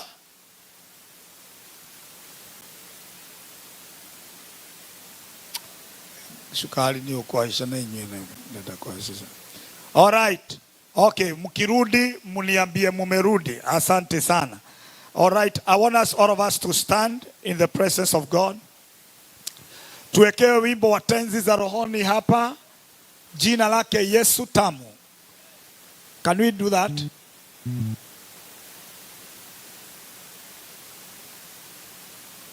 Ninagoja hiyo wimbo. Hiyo ya tenzi za rohoni. We are going to do that. And everybody be upstanding in Jesus' name. And God is faithful. God is faithful. Are you there? Let me see everybody standing. Bado sijaona kuna watu bado wamekaa kama pastor wetu. Mmoja ninamuona pale. Thank you, Jesus. Hili jina ni tamu kweli kweli na lina uwezo. Thank you, Jesus. Lift up your head and say thank you, Jesus. Jina lake Yesu tamu tukilisikia utu poza tena amutu ondolea utu poza tena amutu ondolea utu poza tena amutu ondolea ilo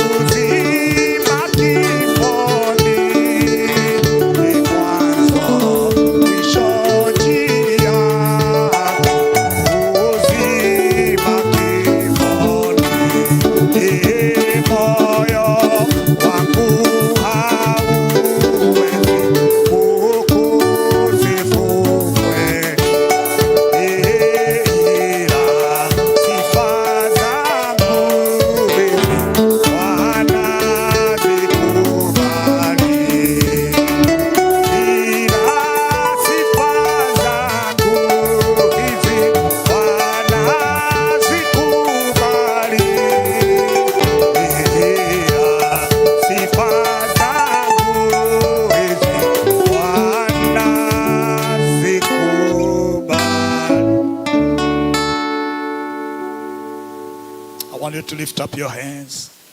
Everybody lift up your hands. Rekabalalabosh.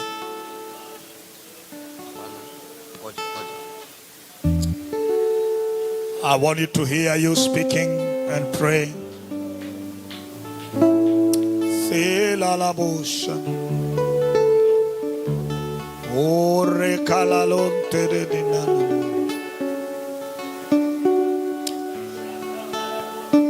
O rebralabosa.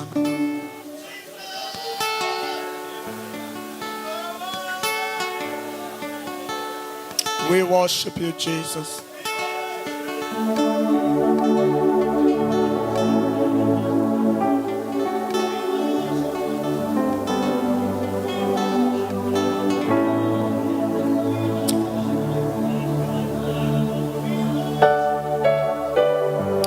Le kalabalala.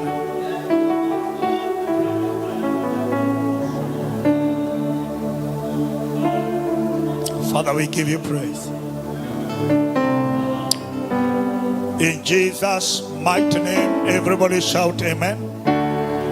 Be upstanding, just be upstanding. I will call Pastor Mwangi here to make an announcement that is very important on behalf of MBCI because of the powerful conference that is coming up. Just make an announcement and then I bring the man of God. Tukiwa tumesimama tu hivyo.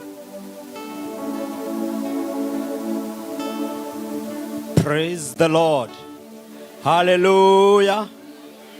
Apostle John Kimani William is coming to our city in the month of July, starting from 17th, 18th, 19th, and 20th. Therefore, MBCI, Mission to the Body of Christ, in conjunction with the bishops, pastors, Seattle Pastors Fellowship, and the readers, are inviting everybody to the conference. It is redigging of the wells of revival. Time is 2 p.m. to 10 p.m. at Performing Arts Event Center in Federal Way. You are all welcome. God bless you and do you good. Thank you. And shortly with us, we have the patron and the coordinator. Patron, Minister Wachaga. Lift up your hands. And our coordinator, Pastor Chris. Lift up your hand, Pastor Chris. May God bless you and may God do you good. Thank you. And those who don't know that Pastor Chris is the brother to Apostle William Kimani. What a blessing. You are not clapping, you are just gazing at me. Thank you, Jesus. Yesu unipendaye wako nakimbilia, ni wewe utoshaye mwovu akinijia. Yeye afiche ubavuni mwako maisha yangu, inifikishe mbinguni, niokoe moyo wangu. Lord, we thank you for your servant. Thank you for our Archbishop as he comes to share. And then, Lord, usher the man of God, Bishop Banda. We pray that, God, you may use this mighty man in your presence. Speak to us, your servant hears, in Jesus' matchless name. And everybody who loves him, say amen. Lift up your head and say, thank you, Jesus.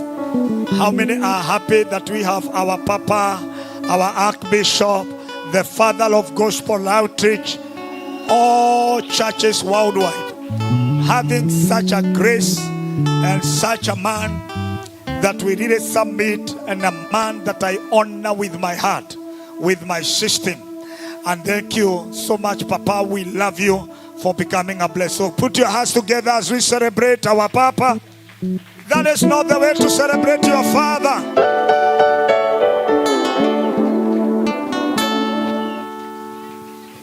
Let's give the Lord a bigger crop offering. Just celebrate God. Celebrate God. Give him all the glory and honor. Hallelujah. You may be seated. God bless you. Hallelujah. Praise God. Well, I want to take this moment to just take a short moment to share God's word. For man shall not live by bread alone, but it's by every word that proceedeth out of God's mouth. How many believe that the word can never leave you the same? I believe the greatest school you can ever go is the school of God.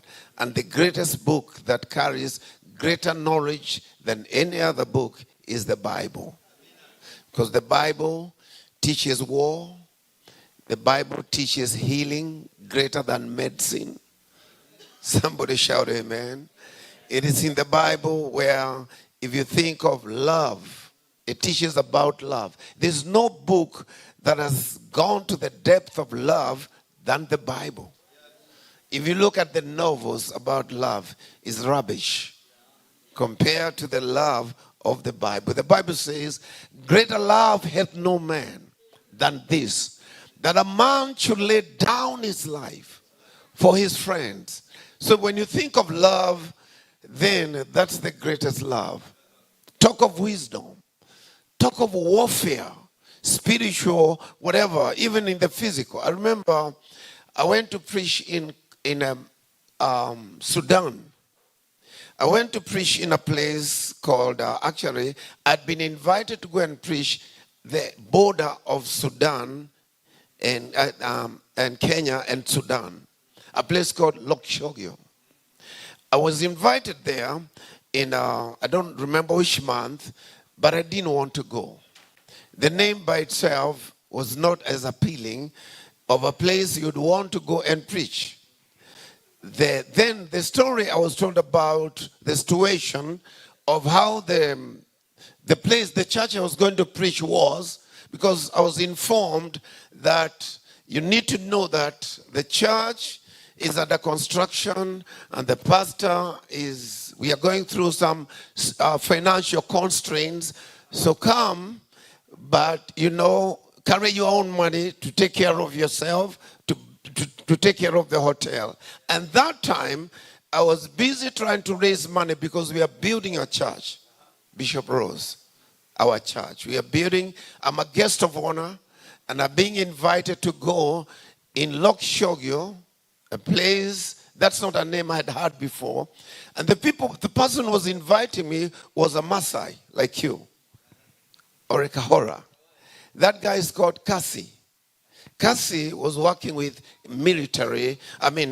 Kenya Air Force.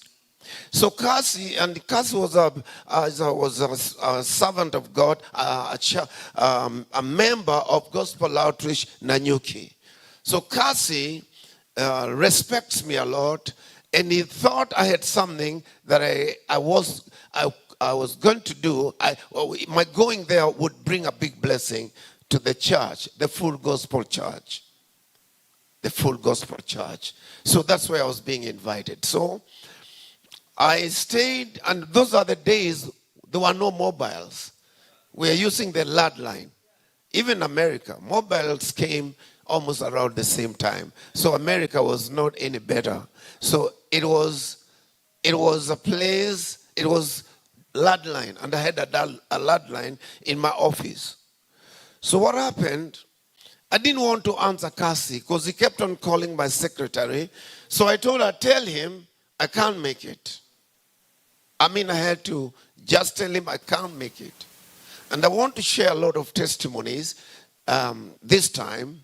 Testimonies, because my message is the purpose, life's purpose. What's your life purpose? Your life purpose, I would say, it's nothing else than to serve God. There is no greater and higher calling than the calling of God upon your life to serve Him. Somebody shout amen. I mean, it's not about titles. It's not about many things about serving God. If you have an opportunity like that one, you're the most privileged person on the face of the earth.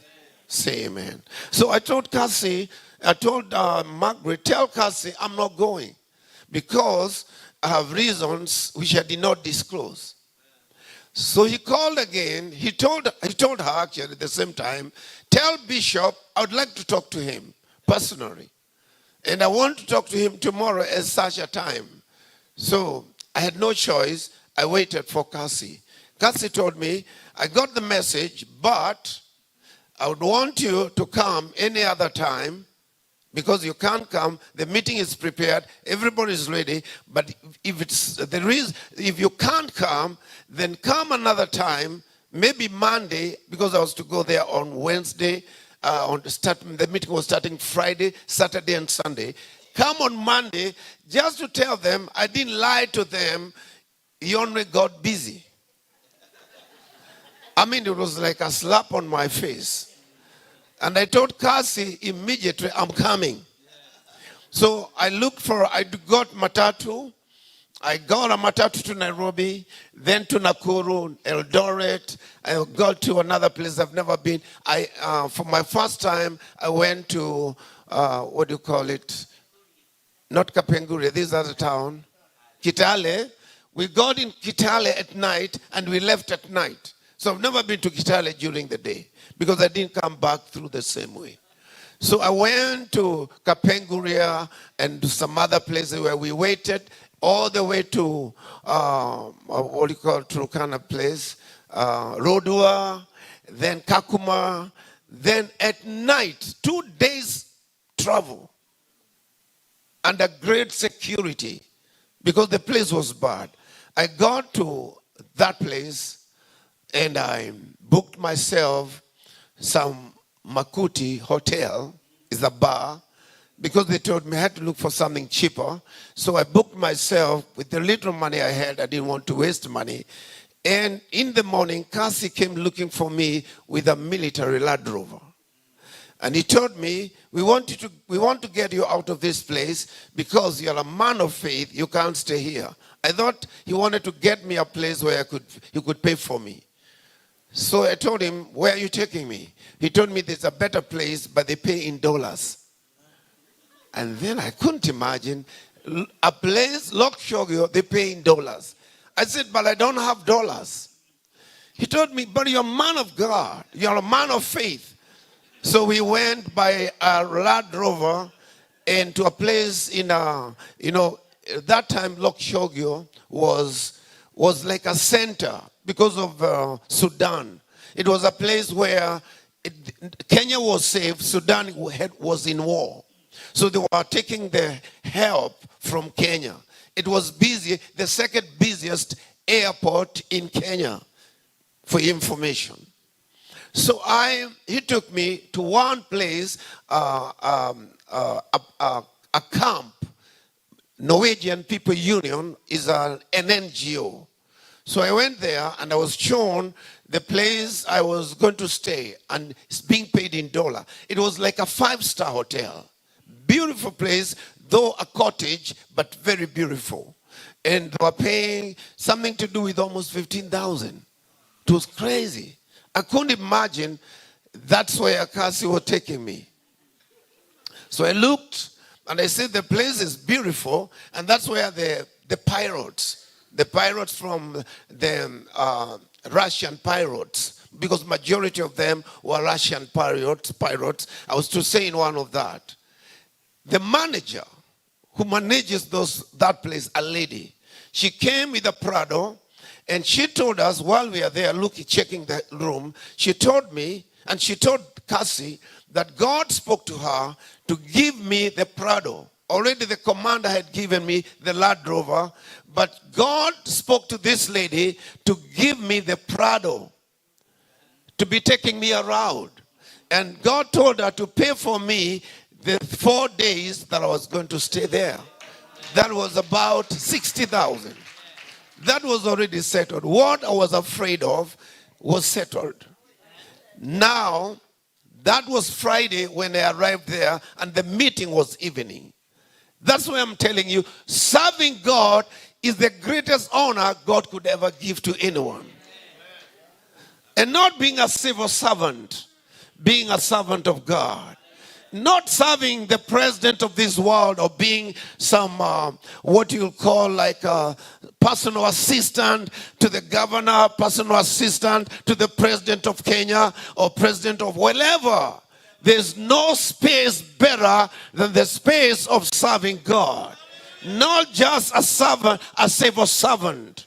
Not just a servant or as someone serving a nation as a politician. Somebody say amen. And let me tell you, I went to the meeting. I had no money except the little money I had. I went to that meeting. I hadn't seen the church. I went to the church. You know, I've heard of churches that are called church without walls. That one literally didn't have walls. It had only the Louvre. You know, there are those names, church without walls, meaning something spiritual. But this one was literally church without walls. So I went there in that evening, and we were waiting for people to come. Wait until the evening came. The Land Cruisers. I wondered, this church comes such executive people and is such a lousy place. It has no walls. The pastor is living on a wooden buildings, and it was something you could imagine. So I waited. Within no time, the place was packed. There was packed with people, and outside packed with so many vehicles, although they are governmental or maybe NGOs. So they sat there, and I was given the time to preach. The person who was to interpret for me, some of you, I feel my heart is broken to think about him. The person who was interpreting for me was the late Binjiwe. Remember Binjiwe? The man who vanished, and he was nowhere to be found in Kenya. Either he was killed or something. He died. I think he died because nobody knows what happened. Binjiwe was interpreting for me. And I preached. The power of God came down. I believe, and I was preaching with a repentant heart. I was sorry. I was saying, God, I'm sorry that I even thought I would not come to this place. I saw how the Spirit of God held captive every person that was there listening to the Word of God. I could preach and see where Cassie was, and I would say, thank you, God, that Cassie thought I was the man of the hour, the man to come and preach. So I preached, and then the pastor came. The pastor now, he's a professor like you in Nairobi University. That guy, he was just a pastor, but then he embarked on studies. He studied and studied. The next time I met, last time when I met him, Paul Ekeno. You know him? You know Pastor Ekeno? Now he's a professor in Nairobi University. He studied and studied. He has countless of degrees. Ekeno is here living on wooden buildings, and his kids have been kicked out of school because of school fees. So I was told they are not going to give me anything. But he thought, let me tell Bishop, when we take our offering, he told me when we take our offering, after you preach, you can take your offering. I said, that's okay.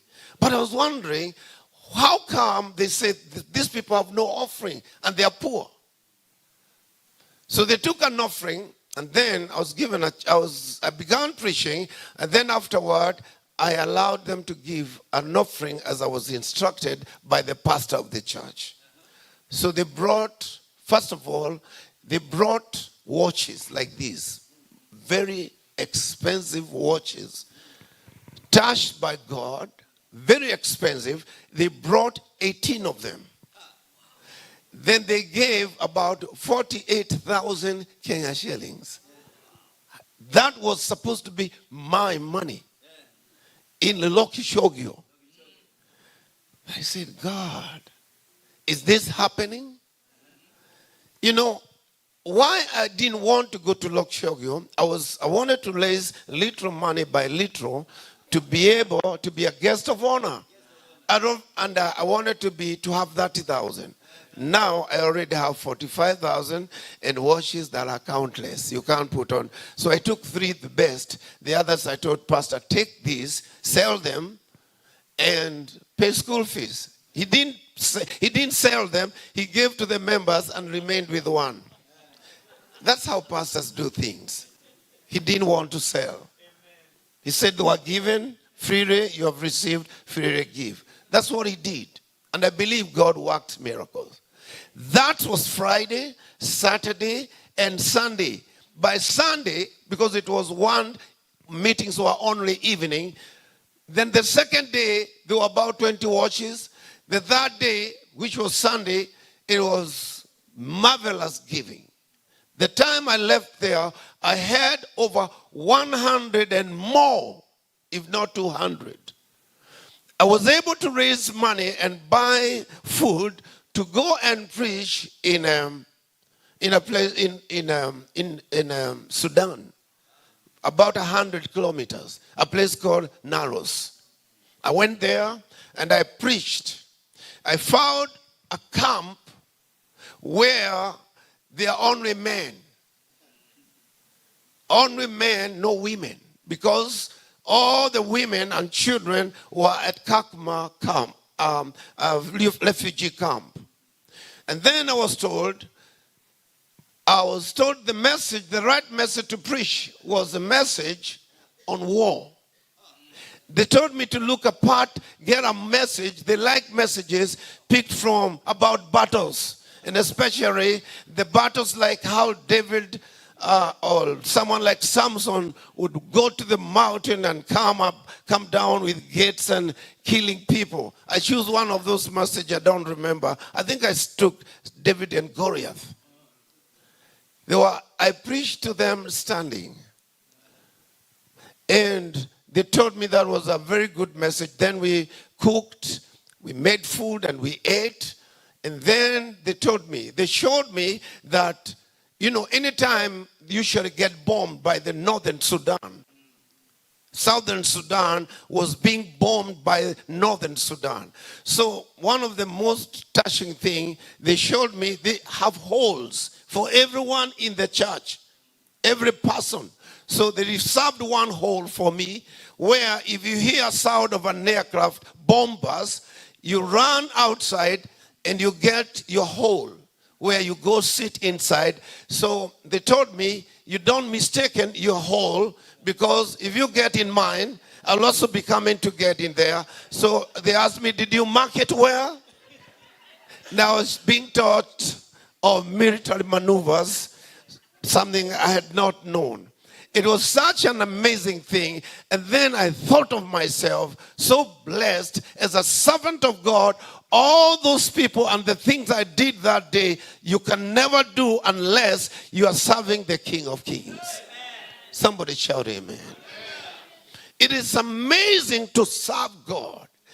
If you are here and you don't serve God, the Bible says, actually, it was Joshua who said that if you have no desire, if it's not desirable in your heart to serve the living God, and you have chosen to serve the gods of the Amorites, the gods of the Jebusites, and the gods of the Canaanites, and the gods that your forefathers served. For me, I have a deliberate decision. As for me and my house, the Bible says in Joshua 24 verse 15, if you could put that scripture on the screen. If it's not desirable for you to serve the living God, you need to know, for me and my house, we shall serve the Lord. Let me read it. If it can, or it's already there. Yeah, it says, verse 15. Verse 15. And if it seems evil to you to serve the Lord, choose for yourself this day whom you will serve, whether the gods which your fathers served that were on the other side of the river, or the gods of the Amorites in whose land you dwell. But as for me and my house, we will serve the Lord. Somebody shout amen. As for me and my house, we shall serve the Lord. Now I want you to know, serving God is a choice you make. Serving God is a choice you make. It is not a choice that can be made for you. It is a choice you make for yourself. Amen. My choice is to serve God. How I began ministry, it's good to give testimonies. And I think I never taught Bishop Moringi because I think he also began around the same areas. It's cleaning the church. Now, let me tell you about Bishop Moringi when he was Brother Moringi. He used to come in Desai Memorial. We went to, it's amazing the way serving God is. Sometimes you have rejection, you have limited resources, you have a lot of hard things, hardship. But all those hardships you see, they are temporary. Anything you see is temporary. The things that are seen are temporary, but the things that are not seen are eternal. No matter what happens in your life, if you can see it, it's temporary. Even if the sickness, if it can be detected by the doctor, it's temporary. But faith is not temporary. You can't see it. Somebody shout amen. You can only see the manifestation. You can't see love. It's not touchable, but you can see the manifestation. Serving God is the greatest thing one could ever embrace and say, I got something of value. So, Bishop Moringi, when it was Brother Moringi then, those days, in 1981, I hope it's 1981, he would come at night and clean the Sai Memorial. Until Bishop wondered, who is this who cleans the church? Until one day, maybe if I'm right, if I'm wrong, you correct me, but I think he came that place at night. He drove his mini car to check who cleans this place, because the watchman used to tell us someone cleans this place, a young fellow cleanses here and then goes away. He would come at night, come from I don't know where part of Nairobi, come clean the place and then go away. This is the same thing I began when in Nyeri, when I got saved. Our church used to be in halls, the Old Monsford Hall. I would go there, a bishop would say, let the young men, mostly at the end of the month, let the young people come and help clean the church. Because there would be bards that would come and play music. The people would be formed. The place would be messed up, really messed.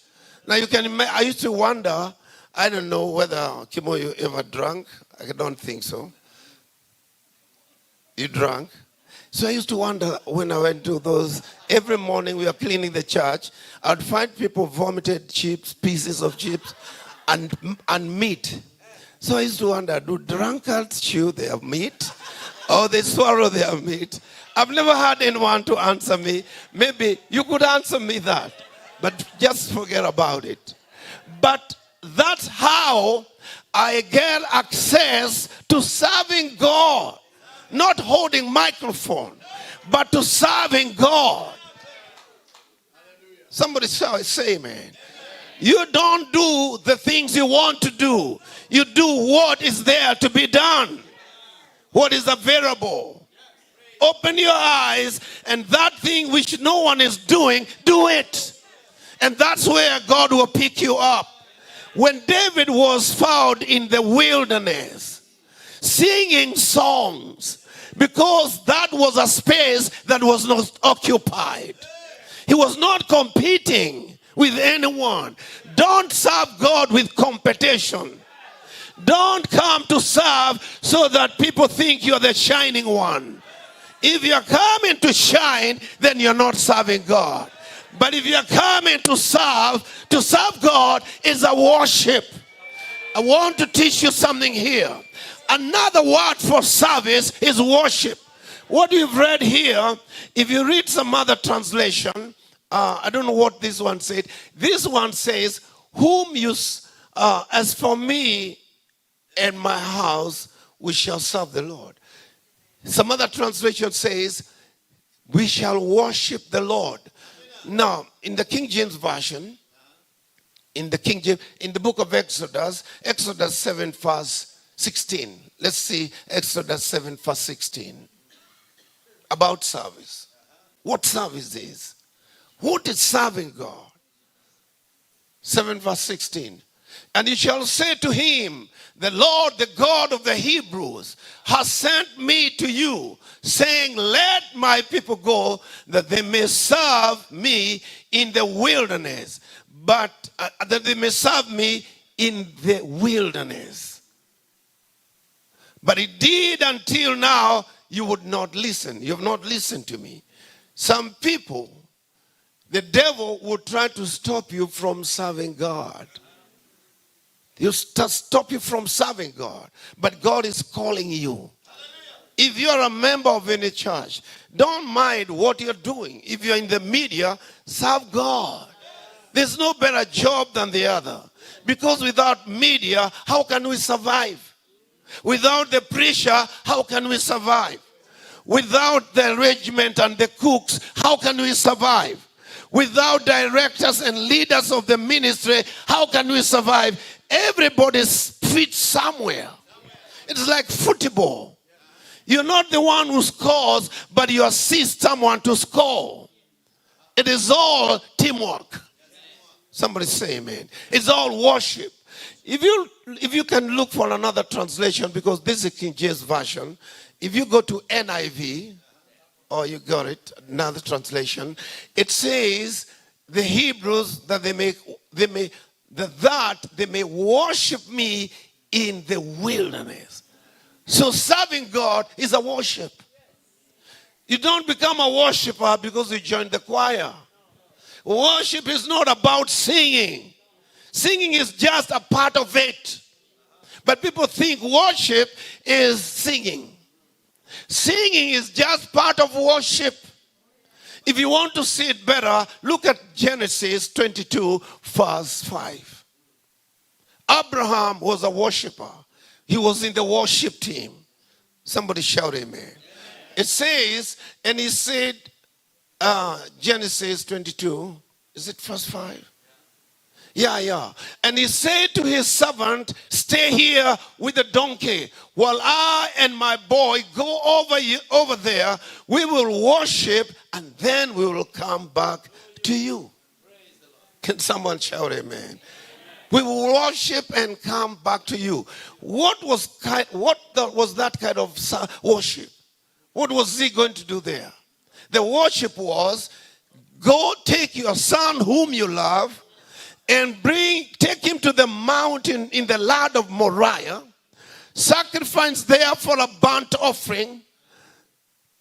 And God told him that. And Abraham, and the journey was going to take 3 days.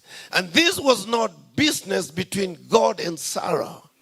It was not business between God and Isaac. It was business between God and Abraham. So Abraham did not dare go telling the wife that, you know, honey, I'm taking our boy. God said, I take this boy, go slaughter him. That would be like what they say, on my dead body.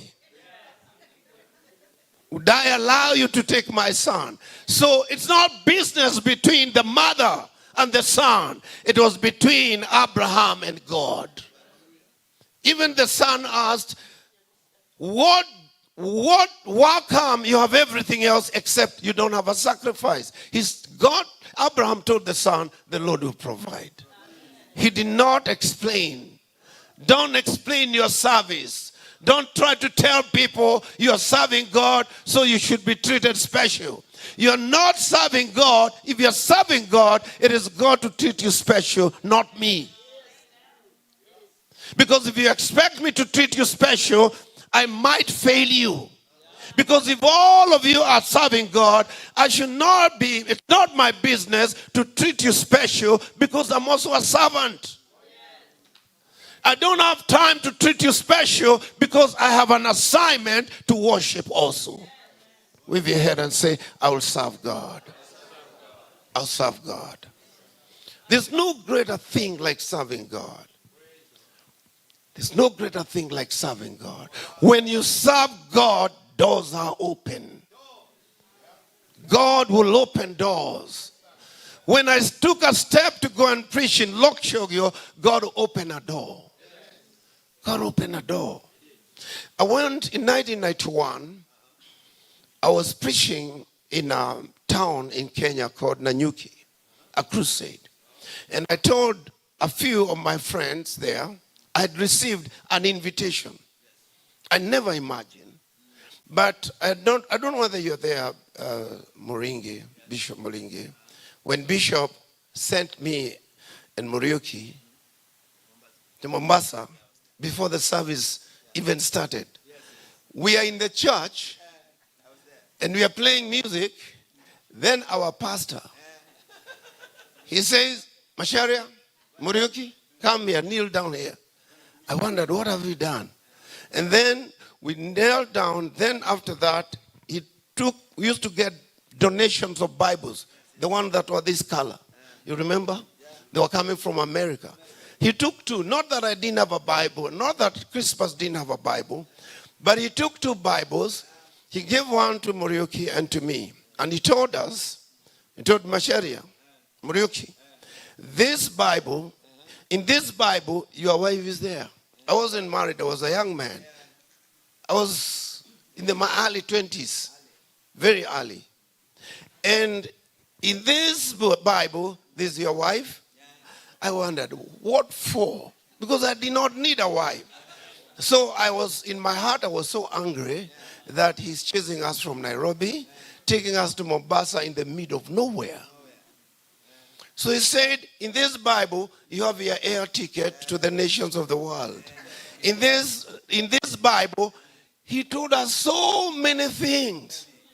And then he said, take off. We were to go not far away. Akamba was just behind there. So we are given enough money only to get to Mombasa. And it was difficult. We had nowhere. The brothers we thought would stay, they did not want us. We called one of them. They said they were not going to be there. So eventually we had to settle down in a certain home of a certain lady, Mama Waithera, whose husband was a drunkard, with a man with beards those days. We slept at the sitting room, and that man came. We were trembling because we did not know what he would think of us. So she had to open and say, there are brethren who are here, and they are sleeping at the table room. So he came and looked at us. We are looking through the sheets and hoping all will be fine. He didn't say a thing. He went. We just hoped it would be okay. Then he woke up so early, he went to work. That was difficult ministry. That's the time. You know, the Bible says there's time for everything. There's time to be born, time to die. But between there are other seasons. There are seasons. The greatest season is when you are born. Because when you are born, you are there. And if you grow, you meet seasons. If you read of those seasons, John in Ecclesiastes 3, verse 1, it says, under the sun, just Ecclesiastes 3, verse 1, if you could give us, you see all these seasons. There is a time for everything, a season for every activity under the heavens. Verse 2. A time to be born and a time to die.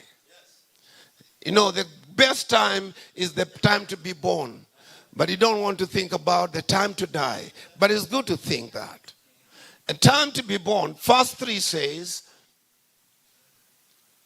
a time to kill and a time to heal. So all these things, like I said, nothing as killing is something you can see. So it's temporary. It doesn't last. You can't be killed. The Bible says we are being killed all the day long. But because it's temporary, we don't die. Somebody shout amen. David said, I will not die, but I will live to declare the works and the testimony of God. Meaning death is temporary. Death is temporary. But there are seasons. Especially, there's still season to heal. And there are times you pray and nothing gets healed. Haven't you ever prayed? Not everybody was healed in the times of Jesus. Some had to die. And some lived. So when you get the blessings, when all these things of seasons come, they make you be humble. They allow you to humble yourself. Because you don't know. You don't know what would happen in the future. But I want to say something here. That when God calls you in the ministry, surrender. Give yourself to him. Allow him to show you his ways. Moses said, show me thy ways that I may walk in them. He said, I can't go unless your presence walks with me. When God calls you, there are things you need to seek. You need to seek God's presence. Somebody say amen. So this time I went to London in 1991. So the first miracle that happened was, I was in Nanyuki, and I told brethren, I'm traveling to Nanyuki. You know what happened, Kimoyo? I traveled to London, beg your pardon. I'm traveling to London, and they told them, I can't travel, just like what she said, because I have no money. One brother, who is going to be with the Lord, Bishop Charles Macharia, he told me, how can you say you don't have money? You have money. I asked him, where is the money? He told me, plan for a luncheon. We'll come and bring you money. So when he said that, I felt peace in my heart. It was like God speaking through him. He rebuked me. How can you say you don't have money? You have money. I asked him, where is the money? Plan for a luncheon. And we'll come and bring you money. And I planned for a luncheon. Bishop Macharia never showed up. But I thank God he didn't show up. But let me say finish. Though he did not show up, what he gave me was bigger than showing up. Somebody shout amen. He gave me the direction. He gave me the answer. He didn't have to come. Because he knew I would get money whether he comes or not. But he knew how I would get money. You need such people in your life. They are called destiny helpers. So in the ministry, you'll always get those people. They'll be sent to you by God. So I did that, and I needed only 23,000 that time. 1990, fare from Nairobi to London was 23,000 to and fro. But I raised about 40-something thousand. So I had pocket money. So I traveled and I preached. I was going to preach for a certain Nigerian downtown at Mountain Temple. I went to preach there for a conference. It was a whole week conference. So I preached, and I remember how he introduced me. We have a man, he didn't even know that I was not from Nairobi. I had gone, that time I was in Nyeri. He said, the man of God from Nyeri. He's from Nairobi. So I tried to say Nyeri, he didn't hear that. So it remained Nairobi even on the screen. So I preached there 3 messages. And then I left. I was given 60. It was a dollar. I'm not dollar. Sterling pound was 100. So I was given 60 sterling pounds. How much is that? That's like 6,000. That's 6,000. That was too little. No, anyway, you should not think of literal. Literal in the hands of God is much. So I left, and now, of course, there was no accommodation. So I went looking for a certain lady. She was a member of the church. I don't know whether you knew Linda. Linda, Sister Maggie. And then she left. No, you knew Linda. Linda from Kangemi. She went to live in London. I think she's still there. Oh, to Grace, yes. Oh, you met her last week. Linda, she's still there. So Linda became a prophetess to me. So I went to stay to her house. We were staying there. There's another brother also didn't have a place to stay. When he heard I'm at Leaders, he came there. So we stayed there, and we stayed a whole week. I was to stay there and then go back to Kenya. I was so disturbed because the 6,000 just got finished within no time. And I was wondering, everybody was telling me, when you go there, bring me a gift. They thought, there's that notion that abroad, money is on the streets. You go picking and putting in the pocket, money everywhere. I also thought so. But I did not see that money in London. I only saw 6,000. And I think that time, Linda, they were also struggling. So we went to pick that video. I'm telling you, adventures of serving God. There was nothing that could have taken me to London because I was not a businessman. At that age, I could not have gone anywhere. I had no money, I had nothing. But serving God, service to God, opened a door for me. So I asked Linda and some other ladies and some brethren. We went to Edmonton Temple so that I could get my videos. So I got them, and we were going that evening to a Kenyan fellowship in a certain house of a certain lady, a Luo lady by the name Lillian. We were going to have a fellowship there. When we were going there, Linda saw that she discerned that I was kind of disturbed. I was having anxiety. She told me, God told me to tell you that you're disturbed about money, but God is going to provide all the money you need. I did not believe Linda. I said, Linda, since when did Linda become a prophetess? I did not even think. It's like I was feeling like, give me a break. Don't tell me about money. Where? And you have no money. If you are telling me I'm going to give you money, that would be a different story. Now you're telling me you've been told. I thought God never told her anything like that. And then the next thing I thought was a bladder, yet God was in it, was when we went to the Kenyan fellowship. She did not introduce me as pastor. She says, we have Brother Macharia. Now, I was only told to wave my hand.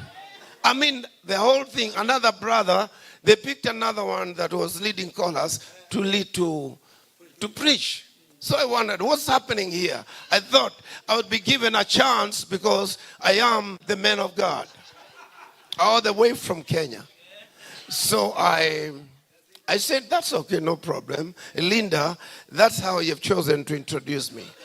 So we finished, and now we are taking a cup of tea. Enjoying a cup of tea, then off we leave. And it was at night. So while we are taking tea, Linda asked me, do you have the videos? I said, yes. So she took them and took one and put in the deck, in the videos that I was preaching at Edmonton Temple. The moment it was put there, there's the music. The music that comes, the music, the map of the globe, it rolled there with some music, and then Boafo comes, Bishop Dr. Boafo, a Ghanaian. He said, ladies and gentlemen, beloved, we are calling, we're receiving the man of God from Kenya to come and preach the gospel. And then the music is calmed down. And then I walked over and I began preaching. So everybody stopped taking tea and they were looking. And then all of a sudden, the Bible says, I started preaching. I started firing and did what I'm good at. I preached. While I'm preaching, everybody was so excited. Then Lillian, the owner of the house, came and switched off. And everybody went, what are you doing? I mean, they complained. Why did you switch it off? She said, no, I want to rebuke someone here. So I wondered who is being rebuked. What's the connection? She said, I want to rebuke Linda. Why didn't you tell us this is a man of God? Why? Linda tried to explain, said, that's wrong. And she said, for that reason, we are going to raise an offering. Now conducted by Lillian. Lillian is a stranger. She started asking, how much are you going to give? How much? Now the prophecy of Linda, thank God she did not say, I'm a bishop, I'm a pastor. All things work together for good to those who serve the Lord. If you are rejected, it is because you're going to be accepted. Don't be anxious. Somebody shout amen. Don't be anxious. Don't say, why are they doing this to me? Wait for the right moment. Somebody shout amen. Wait for your time. Your season is coming. Your season is coming. Lift up your head and say, my season is coming. I was rejected yesterday, but my season is today. I was plucked off yesterday, but my season is today. I was told off, but today I'm being told welcome. There is time to refrain from embracing, and there is time to embrace. You be embraced. Somebody shout amen. When that time comes, then you know that you are serving the living God. Don't you ever get tired serving God. That man there, stand up. Pastor Chasboro, sit down. Chasboro and others, I went to preach in Nakuru for a place called Sogonoi. It's a name. You know, when I was invited to go and preach there, I said, what a place. What a name. Sogonoi.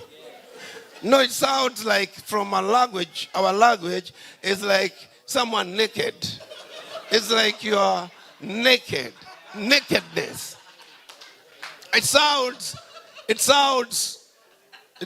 awful. I went there. I went to preach for my friend. Oh, it's Masai. Sogonoi nini? Sogonoi. Yeah. What is the meaning? Is the things you guys call ngaita.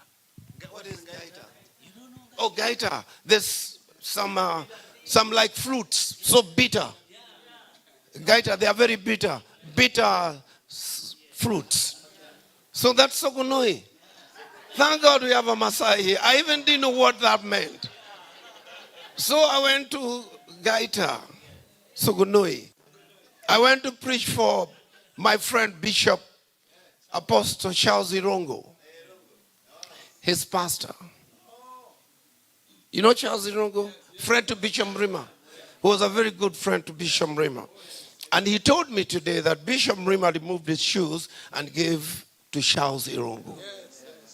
And Charles Irongo removed his shoes and gave to him, his father. So, and today you heard the prophecies the man of God prophesied over your life. It's not in vain. You know, prophecies is a process. I mean, life, serving God is a process. Wait for your time. Don't get anxious. Don't give up too fast. Wave your head and say, I love you, Jesus. So, I went to Sogonoi and I preached. It was a makeshift building. It was thatched. In the side, there's nothing, and wooden thing, something so weak, it could fall. It was during the cold season. So we went there, and I was preaching to raise Mambati iron sheets for Bishop Irongo and raise money so that next season conference, it will be something more presentable. So that's what happened. That day, I raised 90 pieces of iron sheets, and I was able to raise from the people money that amounted to 260. That was a lot of money then. A lot. So I told people, give. I said, and I know some of you will give you a fare. Some of you give you a last coin. And you're asking, how shall we travel when we give to the last coin? But I told them, this is prophetic. This is going to change your life. There are things you say, but you don't know how. I said, don't ask me how, because I don't know how. You may not know how, but God knows how. Don't be bothered by the question, how shall I make it? God knows how you shall make it. Don't be bothered by who shall marry me. God knows who will marry you. Don't be bothered by what shall I do. God knows what you shall do. He knows the way that you should walk in. Say amen. So people gave 260. Some didn't have money. Majority of them, full gospel. They went down early in the morning. They were being fed by bishop, by apostle. He has trucks. He has his own trucks. He was a rich man. He was not even a pastor then. That time he was just evangelist, Charles Ilongo. So he was the vehicles were failing people down to the tarmac. When everybody was there, who passes by? President Moi. He's coming from Kabarak with his motorcade going to Nairobi. And then he found so many people carrying bags and waiting there. And he stopped. So he asked them, what is happening? Where are you coming from? They said they were coming from the mountain for a camp. So he asked for a big bag of money. You know, he used to carry a lot of money. It was all 500 notes. Jirongo. The Jirongo thing. So one brother who was there, he was called. He became the leader of all those people. And he was given the money, so he told people to go on one side. They were coming, pick your 500, you go sit on the other side. All of them, it was thousands of money. And that money was given, and they did not finish. They waited for others who were kept on coming. Whether you have fare or not, they were given 500, which was more than enough. That's how God supplied. So later on, because I didn't know, that's when I was told what happened. Don't you ever get tired of serving God. Don't you ever lose the ministry or run away from the ministry because of the problems that are in the ministry. Amen. When we in Mombasa, we stayed, Bishop Rima could not have food. There was nothing. Children had to take coffee, and there was no bread. Actually, sleeping hungry. And Bishop would tell us, big things about church in the sky and all these kind of things, opening church in America. Now we are in America. Now we are in America. This is America. This is a fulfillment of a prophecy. This is not just some excitement. This is prophetic. This is prophetic. Is the meeting prophetic? Is it written prophetic? Something like that? Yes, apostolic. This is apostolic. Somebody shout amen. Wave your head and say, this is apostolic. You are in an apostolic anointing. right now. The things you are hearing, it's not just to excite you. They are things for posterity. We are speaking to you, know that you are sick in your body, be healed. It's not just about the physical healing, but it's about the healing of the future. And the healing of the nation is about posterity. It's about God saying to Abraham, I'll bless you. And your offspring will be blessed. May God bless you and bless your offspring. Your offspring is anything that is in your womb. Today we are holding our wombs because you're pregnant with desire. You're pregnant with desire. We are pregnant with vision. You're pregnant with vision, prophecies. Paul told Timothy, don't forsake the prophecies that were prophesied over your life. And the laying of hands that are laid over your hand. That's not for nothing. It is for a purpose. Somebody shout amen. We are talking about life's purpose. What's your life's purpose? Life has so many oppositions. We are limited and life has so many limitations. But the Bible says, that which is impossible with man, it is possible with God. Lift up your head and say, it is possible. It is possible. Some of you came here not knowing what you're going to do. Now God has given you a level ground and you are enjoying life. Don't settle there because there are still greater heights. There are still greater heights. Somebody shout amen. Don't settle. You know, one man was given arrows by the prophet to shoot. And he shot 3. And the prophet was hungry. He was very angry and said, I wish you shot at least 5 times or 6 times. You would have doubled your victory. I wish you gave more than you have given. I wish you prayed another hour. Jesus said, I wish you tallied with me 1 more hour. Somebody shout amen. Tally 1 more hour. It's going to make a difference. Go an extra mile. You know, in the Roman government, the Roman Empire, they had a law that if you're a Roman citizen, and you're walking your way wherever they were because they ruled the world.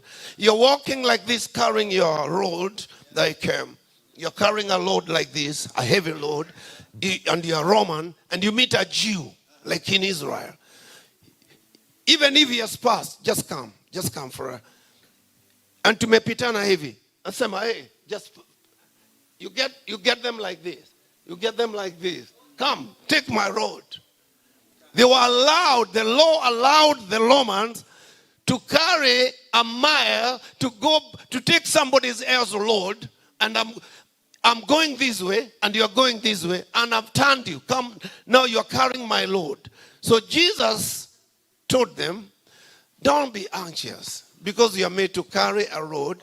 You are coming from this side and you're coming from this side, but now you've been returned to go back to where you're coming from. That's not fair. They felt that's not fair. Sometimes you don't have to be treated fair. Because if they don't treat you fair, when God will raise you, they'll have a reason to humble themselves. So Jesus told them, go an extra mile. So you go with them and go with them carrying their load at your own load, feeling so bad. But Jesus said, don't feel bad. Carry it. But when you do 1 mile, go an extra mile. Tell them, I want to help you an extra mile. Now completely what they felt, they offended you, they feel humbled. He also said, when they slap you, one side, I'm not slapping you. I'm not going to slap you. Slap you one side. Tell them no, and they are going. Tell them no, come back. You're not done. Slap this side.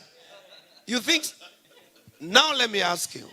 If I slapped you, it's sitting there, I slap you one side, and then I'm going, you catch me and bring me back, say, now, slap me this other side. Would you accept? You not accept, you'll be scared. Because this person, it means that it didn't have an effect. So give me another one, then you wonder, what are you planning to do? That person will take off. If you go an extra mile, they'll never stop you another day. Because it will scare them. You're telling them, I'm better than you. I understand you are weak. You are a weakling. You Romans, you are weak people. Somebody say amen. So literally, without going further, I needed to tell you that as a way of inspiring you. Inspire, the Bible says, desire the best gift. Desire the best gift. Especially prophesying. And especially working out miracles. And especially the greatest of all, the Bible says, and I'll show you the most excellent way. And the best way of getting it. It's love. That's the greatest. Because the Bible says, you may speak in tongues. Even the tongues of Asia. But if you have no love, you are nothing. Somebody shout amen. You may call them mountains and level them. And people see the mighty works you're doing. But if you have no love, then you're nothing. Desire the best gift. Somebody shout amen. Do something that God will tell you, come, let's have a talk. Amen.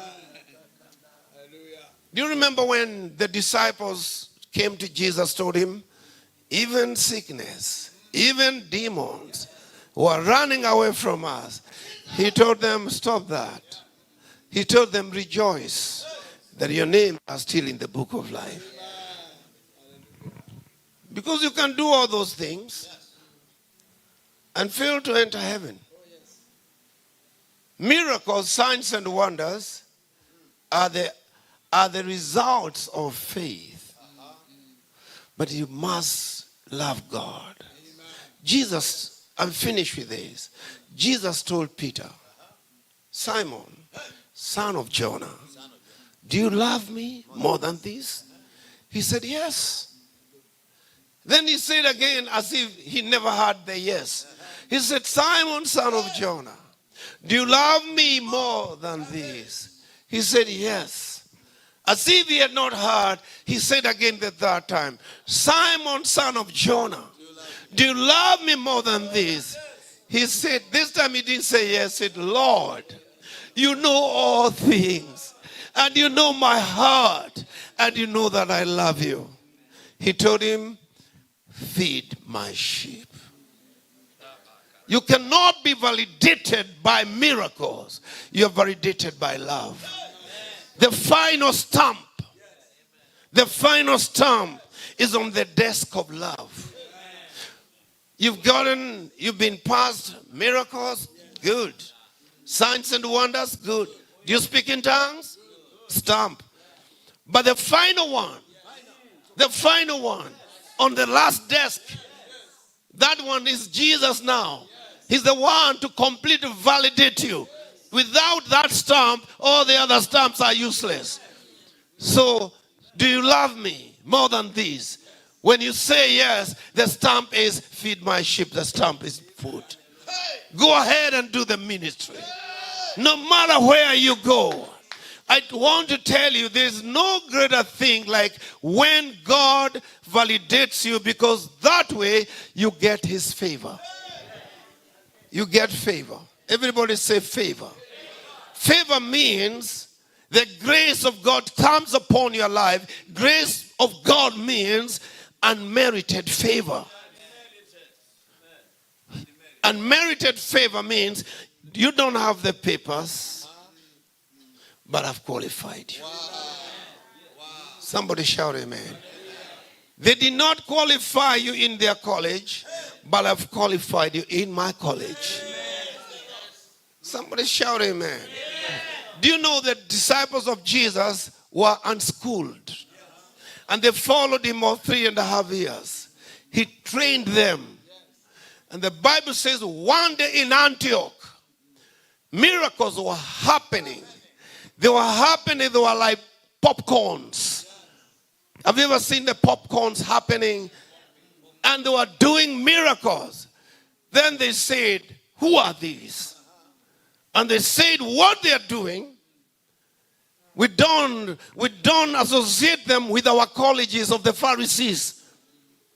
They did not school where we went to school. They must have been to another school. And we suspect that's the school of Jesus Christ.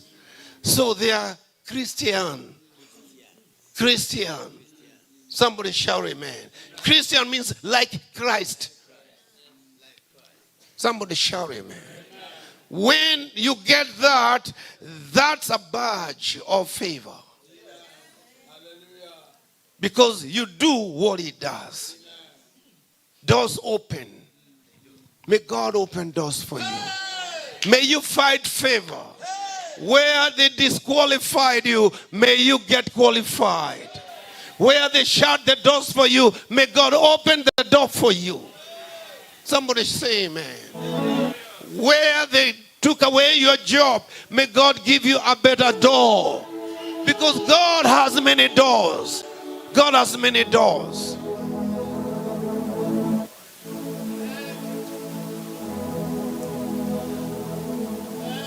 I say, yes, Lord. Someone had to say, yes, Lord. I say, yes, Lord. I say, yes, Lord. Lift up your hands. I say, yes, Lord. I say, yes. Yes, Lord. Oh, I say yes. Say yes to his promises. Yes, Lord. I say yes. Oh, yes, Lord. I say yes, Lord. I say yes, Lord. I say yes. Yes, Lord. Nasema, Dio. Nasema, Dio. Dio Bwana. Dio Bwana. Nasema, Dio. Now lift up your hand. Take 2 minutes, speak in tongues. Ask God to open doors of favor. May God open the doors of favor. May God open the doors where you are rejected. May God show you mercy. May God qualify you where they disqualified you. May God make you acceptable where they did not accept you. Rakande bebe shekenta babata. Rande bekanto robobo shenda bonda. Lalala shekende rebabanda. Rinelala shekanda rabababanda. Rinelala shekente robobonda. Mandelala boshenta rabababa. Rande keshela rabababanda. Lord God Almighty, your blessing, your glory. Lida shekende rebeboshanda. Rande bebe shende ramamama. Mambo kote robobo shenda. Ridelelo boshanta. I want to pray with you. I want to pray with you right where you are. Everybody lift up your 2 hands. Raise your 2 hands to God. You can kneel down and raise your 2 hands to God. It's a carpet. Just humble yourself. Lay down. Just raise your hands. Let the whole church lay. Come on, everybody, go on your knees. Humble yourself.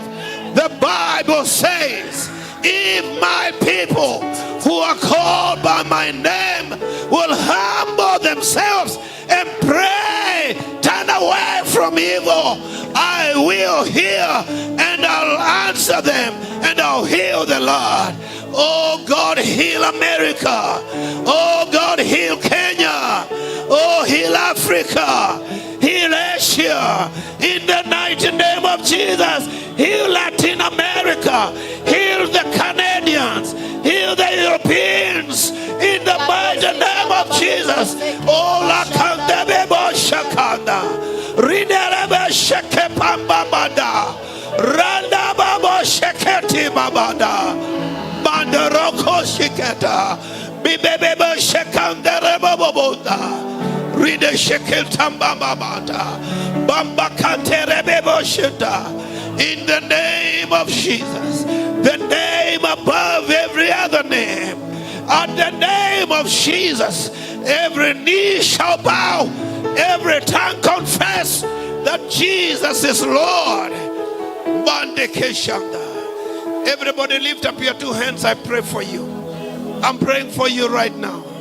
Almighty God, God of all creation, I pray that you open the windows of heaven, that you open the doors of heaven, that you open the gates of heaven, that you may open the floodgates of heaven in the name of Jesus. I pray in the name of Jesus that which defeated you yesterday, you shall overcome it today. That which brought you down yesterday, you shall rise above it today. You shall rise above and never beneath.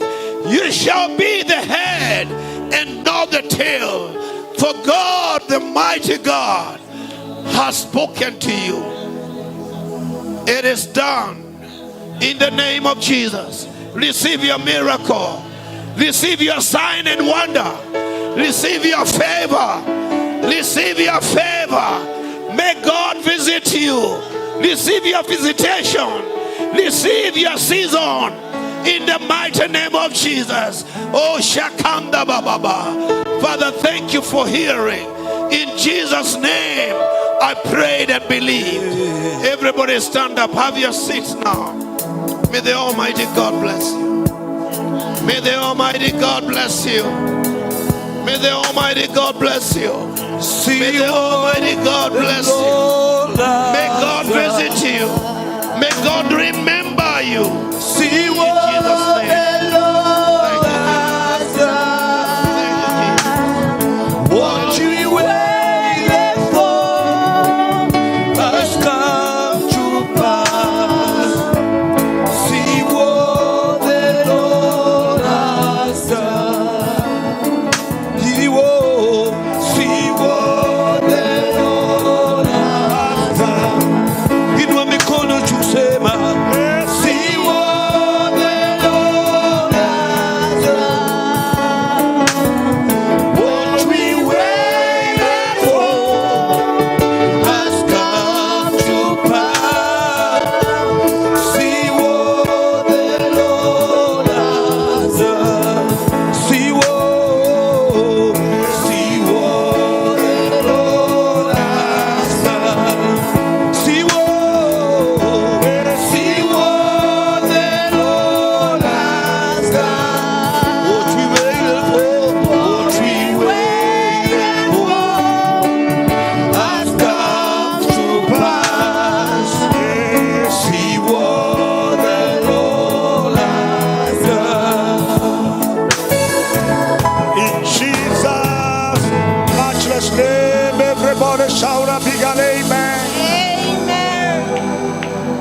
Amen and amen. What a joy to serve the Lord. This is powerful. What a message. What a message. What a timely message. We want to take this chance, and when we are done with we're going to do some declarations after this. So after Bishop Banda is done, then we are going to be doing some declarations we have for the next phase, for the next phase of this commission, and for the next phase until we are coming in the second international conference in June. So we're going to make some declarations. We are going to blow the shofar So we have that chance, and also we are going to do the cake, and the cake is behind me here. So all these details, we need to do them. But now there is those people, there was a problem, a kind of a problem when Bishop Joshua Moringe shared on the issue of, remember we shared about Israel, and we are blessing Israel. And if, I think it's, what was this, a pay bill? The pay bill is like they have a problem. So if you want to, you are still willing to be a blessing to Israel, then this is the number you can wave. You can wave. Remember we had Rabbi Jonathan was here, and we are connecting with Israel to pray for Israel. Let me give you the number, and then you can take and then wave to Bishop Joshua Moringe. Can I do that? Okay. It's you know how we do it. Praise +254, and then 722. He is faithful. He's a man of God. He's the president of Africa Israel Initiative, and that is very powerful. So 722 303 468. 722 303 468. So we're going to up to 9, and then the rest we're going to do it, and that is awesome. We're not going to keep you for long, because this is the climax. Let's climax this, and it's powerful, and God is going to bless us. Oh my goodness, I say, oh my goodness, Reverend Ruth Gige is in the house. We have done the introduction of pastors. Do I have another pastor who has already Reverend Spora Wairimo is also in the house? Appreciate her. This is Reverend Margaret. Yes, on the other side, Wahome. Come on, appreciate an elder Wahome. Thank you. Amen. It's important because we introduce the pastors. Lift up your hand and say, thank you, Jesus. Yes, yes. Are you ready for the word again? Are you ready to the other level now? How many have loved the ministry of Bishop Masaje Banda from Zambia? Oh my goodness, you may be upstanding. Oh my goodness. Pastor Grace ikiti na vuruta wewe sana. Ina urafiki sana now. We want to receive the man of God. He would Archbishop would have done that, but let me do it also because of the interest of time.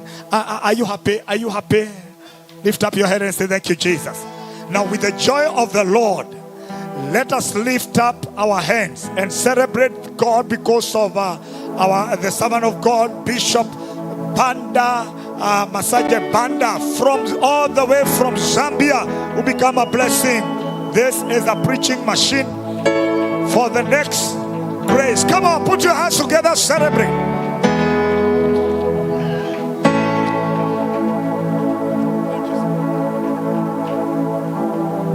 Praise the Lord, praise the Lord, praise the Lord. Come on, speak in tongues and just appreciate God. In your language, honor Him and bless Him. Open your mouth, I cannot hear you. Father, we love you, O God, tonight. This is a grand finale. It's an anointing that you are going to take home. The heavens are open. It's an ushering of a new beginning over your life. Father, we thank you. We give you praise, glory, and honor. In Jesus' name we pray. As somebody shout and say amen and amen. Sikiliza dunia. Just do some beat.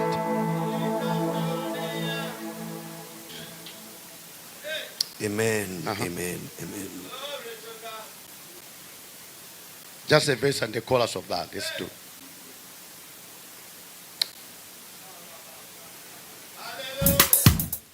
Sikiliza dunia.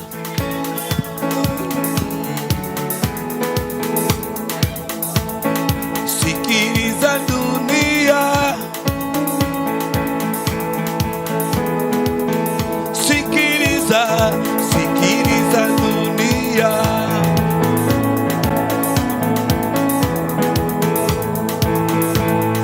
Sikiliza dunia, ujue kwamba mimi ni wako.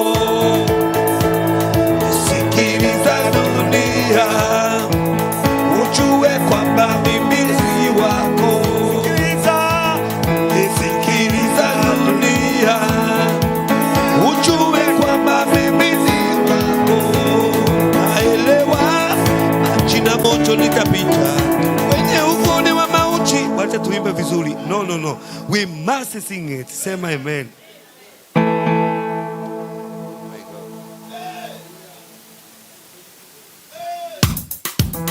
Sikiliza dunia, ujue kwamba mimi si wako. Sikiliza dunia, ujue kwamba mimi si wako. Naelewa maji na moto litapita kwenye uvuli wa mauti, bila wewe sitaogopa kamwe. Mungu wangu wanishika mkono, wautuliza moyo wangu, sina mashaka, animeba mgongoni. Ngoja tuko juu. Come on, give God a clap offering, everyone in the house. No, you're doing better. Sikiliza dunia, ujue mimi si wako. Sikiliza dunia, ujue kwamba mimi si wako. Naelewa maji na moto nitapita kwenye uvuli wa mauti, bila wewe sitaogopa kamwe. Mungu wangu wanishika mkono, wautuliza moyo wangu, bila wewe sitaogopa kamwe. Waweza tu maneno zima niishe yote, hata usipotuma mimi nitaamini. Waweza tu maneno na uzima nibadilishe yote, hata usipotuma yoyote, bado nitaamini. Come on, hallelujah, celebrate Jesus. Okay, you can kindly sit down and let me just appreciate our dad, Archbishop Macharia, for a powerful word that has been released from our father there. Let's put our hands together for the Archbishop. I loved your testimony and what God has done in your life. The phases of elevation are amazing. Like us young preachers, we are learning a lot from these fathers who are elders, ancient elders of the Lord. Amen. What a blessing. Today, don't go until the anointing is poured upon you. We have the anointing oil in the house, and we have the presbytery. We have the full Episcopalian team from Kenya and Zambia.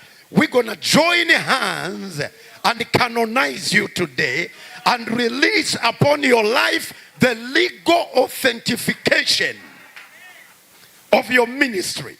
Oh, come on, we have professors in the house. In the morning, we were in the hospital. Now we are taking you out of the hospital. We are going to the workshop. All right, can you give us some scriptures? Are you ready? I'll read 3 scriptures and we'll take the plane higher. I want you to write down these scriptures. I want to speak tonight on the 4 carpenters that the Lord has anointed. I pray that tonight you are going home in the anointing of the 4 carpenters, and God will use you tremendously. Can we get the verse? The first verse is Exodus chapter number 31, verse number 2 to verse number 4. And this is what the Bible says. Are we ready to have the scripture right there? Okay, here we go. Then the Lord said unto Moses, go down, verse number 2. See, I have called or chosen Bezalel, son of Uri, the son of Hur, of the tribe of Judah, verse number 3. And I have filled him with the Spirit of God, with wisdom and understanding, with knowledge and with all kinds of skills. Verse number 4. To make artistic designs for the work in gold, silver, and bronze. Let's go down. to cut and set stones, to work in what? Wood. That's carpentry. To work in wood and to engage in all kinds of crafts. Verse number 6, that's the last one. Moreover, somebody say moreover. I have appointed Oholiab, son of Ahimasak of the tribe of Dan, to help him. Also, I have given him ability to all the skilled workers to make everything I have commanded them. Wow. Give us the next verse. We can give him Mark chapter number 3, Mark chapter number 6, verse number 3. Mark chapter number 6, verse number 3. Isn't this the carpenter? Isn't this Mary's son and the brother of James, Joseph, Judas, and Simon? Aren't his sisters here with us? And they took offense at him. Hallelujah. Give us the other verse, man of God, in the book of Luke. Write those verses. We'll combine them and then we're going to go. I've enjoyed this conference, Dr. Ndegwa, and tomorrow I'm flying out of Seattle, Washington, ready to go back home to Zambia. All right, give us the other verse, man of God. Luke 7, verse number 11. Shall we read together? 1, 2, 3, go. Soon afterward, Jesus went into a town called Nain, and his disciples and a large crowd went along with him.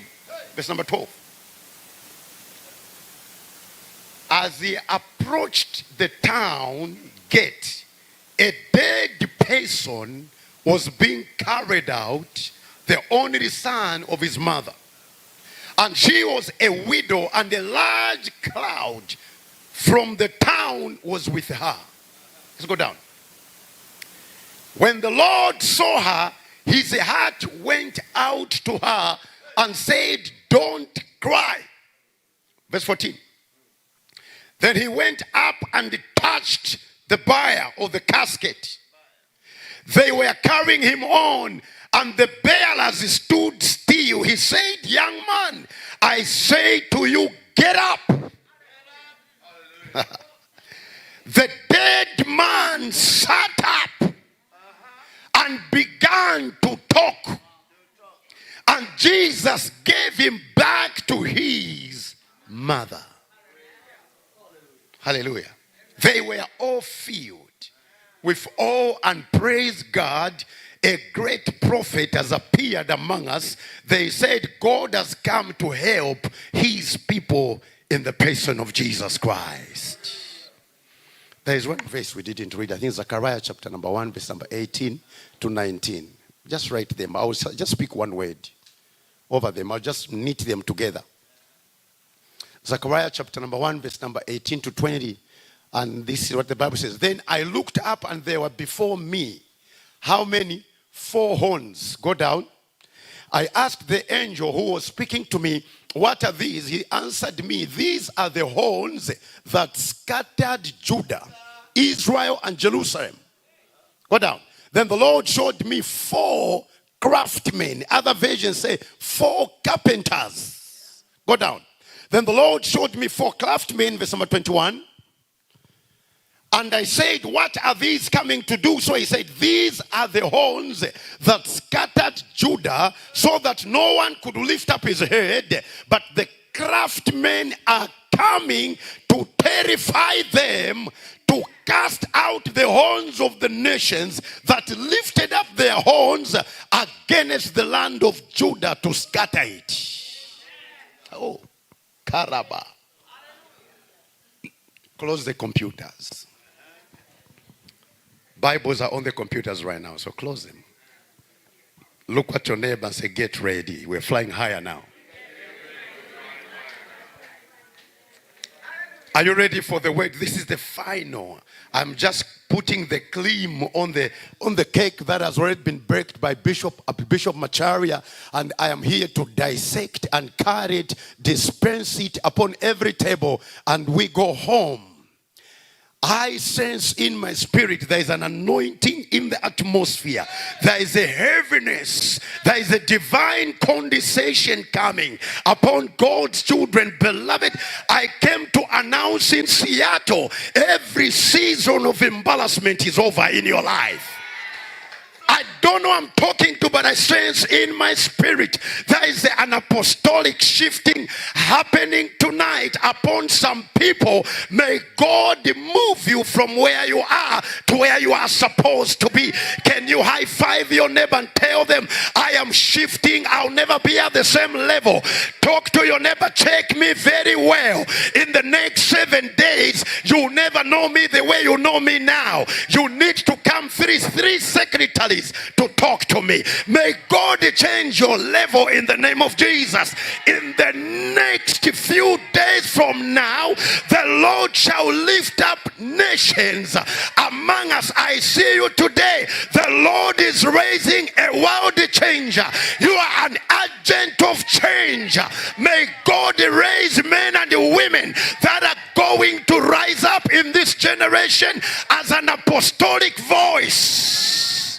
For many years, the church has been completely quiet. No more miracles, no more healing. We gather just like any club. I pray tonight, every gathering from this moment, may God come among us.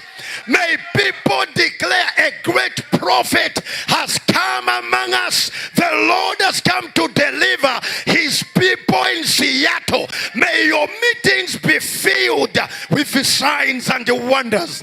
I am tired of lifeless gatherings. May God raise apostles among us. May God raise prophets among us. I declare tonight, may you walk in the power of the Holy Ghost. May you carry the breath of life to a dead world. In the mighty name of Jesus, may a great prophet arise in you.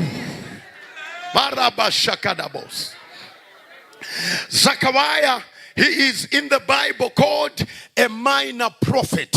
But do you know that minor doesn't mean that they were smaller? No. It is the volumes of their books. But the prophecy in Zechariah is more than Isaiah. It is more than Jeremiah. It is more than Ezekiel. Because actually Zechariah, he saw about Christ very accurate, precise than any other prophet today. I declare many people consider you as a minor prophet. May God release the content in you. Your church might have 10 members. May the content in your church surpass a church of 10,000 members. In the mighty name of Jesus, it doesn't matter how myopic we appear. May your content be international. Come on, can you highlight your neighbor? High five. Tell them it doesn't matter I am alone. It doesn't matter we are few. Minority with God becomes majority. I came to announce upon men, upon the women of God, may your content become bigger. Oh my God, I wish at pastors tonight. I wish at men and women. The Bible says Zechariah saw in the vision, he saw the 4 horns. The 4 horns are a representative of demonic entity that scattered Judah. The children of Israel were embarrassed by the 4 horns. These were demonic hierarchy. They were powers in the atmosphere that blocked any movement, any revival. They stopped it. And when Zechariah saw, he asked the angel, what are these horns? And the Lord revealed, these are the powers that have risen worldwide. They are scattering my people. They are stopping my agenda. But Zechariah, I want you, hold on. There is another vision coming. And he saw the carpenters. They appear appeared in the vision, the Lord never brought commanders. He never showed military personnel. He brought the craftsmen, even a profession which is not regarded on earth. Hakaba shakaba. When did the carpenters start fighting? In the vision, he saw carpenters. The Lord says, I'm changing now the battle formation. I don't need generals. I don't need military men. I need the craftsmen. I need the carpenters. I need a humble profession. I am going to raise my own armies that shall scatter the horns of the enemy. I came to declare tonight, may God raise among you the power of a craftsman. Oh, I wish at people in the house. I wish at Pentecostals in the house. I wish at men and women. May God raise the humble servants. People look down on your ministry. They look down on your calling. But God is raising the craftsmen among us. In the mighty name of Jesus, I came to announce in Seattle, Washington, may you become a craftsman. The Lord gonna use Dr. Ndegwa. As a church, we take more time to ordain bishops, ordain pastors, ordain episcopals. We are wasting time. The first anointing in the Bible was not a priest, it was a craftsman. He anointed carpenters before a bishop was ordained. The Lord called on the podium. He says, this is my order. I am raising carpenters. The Spirit of the Lord spoke unto Moses. I have called Bezalel. I have anointed him by my Spirit to do workmanship, not to preach, but to work in the workshop as a carpenter. I came to announce tonight, we shall anoint tonight businessmen. Oh, I wish that men and women. I came to announce this night, it is a night of workmanship, a night of endorsement, your calling and your talent. We're gonna anoint you today. We wanna send you in the market with the fire of God. We wanna take the battle in the market square. We're gonna take the altar in the market square as carpenters. Oh my God. When a carpenter is working, they wear an apron. Service, as the bishop was saying. Today we have bosses in church. God is looking for servants that shall put on an apron and go in the workshop. The devil is a liar. I came to announce tonight, may the Spirit of the Lord come upon you to make money. May the Spirit of God come. May you become an expert in making money. The same and first anointing. Do you know what the name Bezalel means? Bezalel means under the shadow of the Lord. When God was creating the universe, Bezalel was behind God, and he knew the Sefer Yetzirah, the 22 Hebrew Kabbalah that God used, the alphabet of the Hebrew he used to create the world. When God was saying, let there be light, this Bezalel, he saw the alphabet, he saw the formation of creation, the way God creates, and the Lord released in Bezalel the power of an artisan, the power to design, the power to create, the power to bring excellency. Today in the church, we don't have men with skill. Oh, I wish I was speaking to someone. May God give you the power to create, the power to design. The Bible says he was anointed in all manner of workmanship, to work in gold, in silver, and in wood. May God raise men and women that shall deal with gold, shall deal with silver, shall deal with wood. Oh, Maraba Shakaba, the anointing of 4 carpenters are coming upon your life. May you become an expert in your calling. There is an anointing of expertise coming. What you do, no one can compete with you.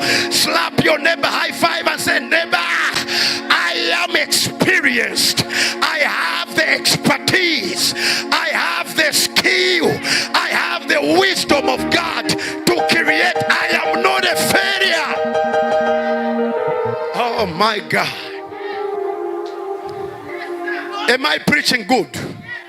This is the Bezario anointing. I release it upon you. May you become an expert as a preacher. When you speak, beloved, may the words bring formation. I declare tonight, there is no one like you. You are unique.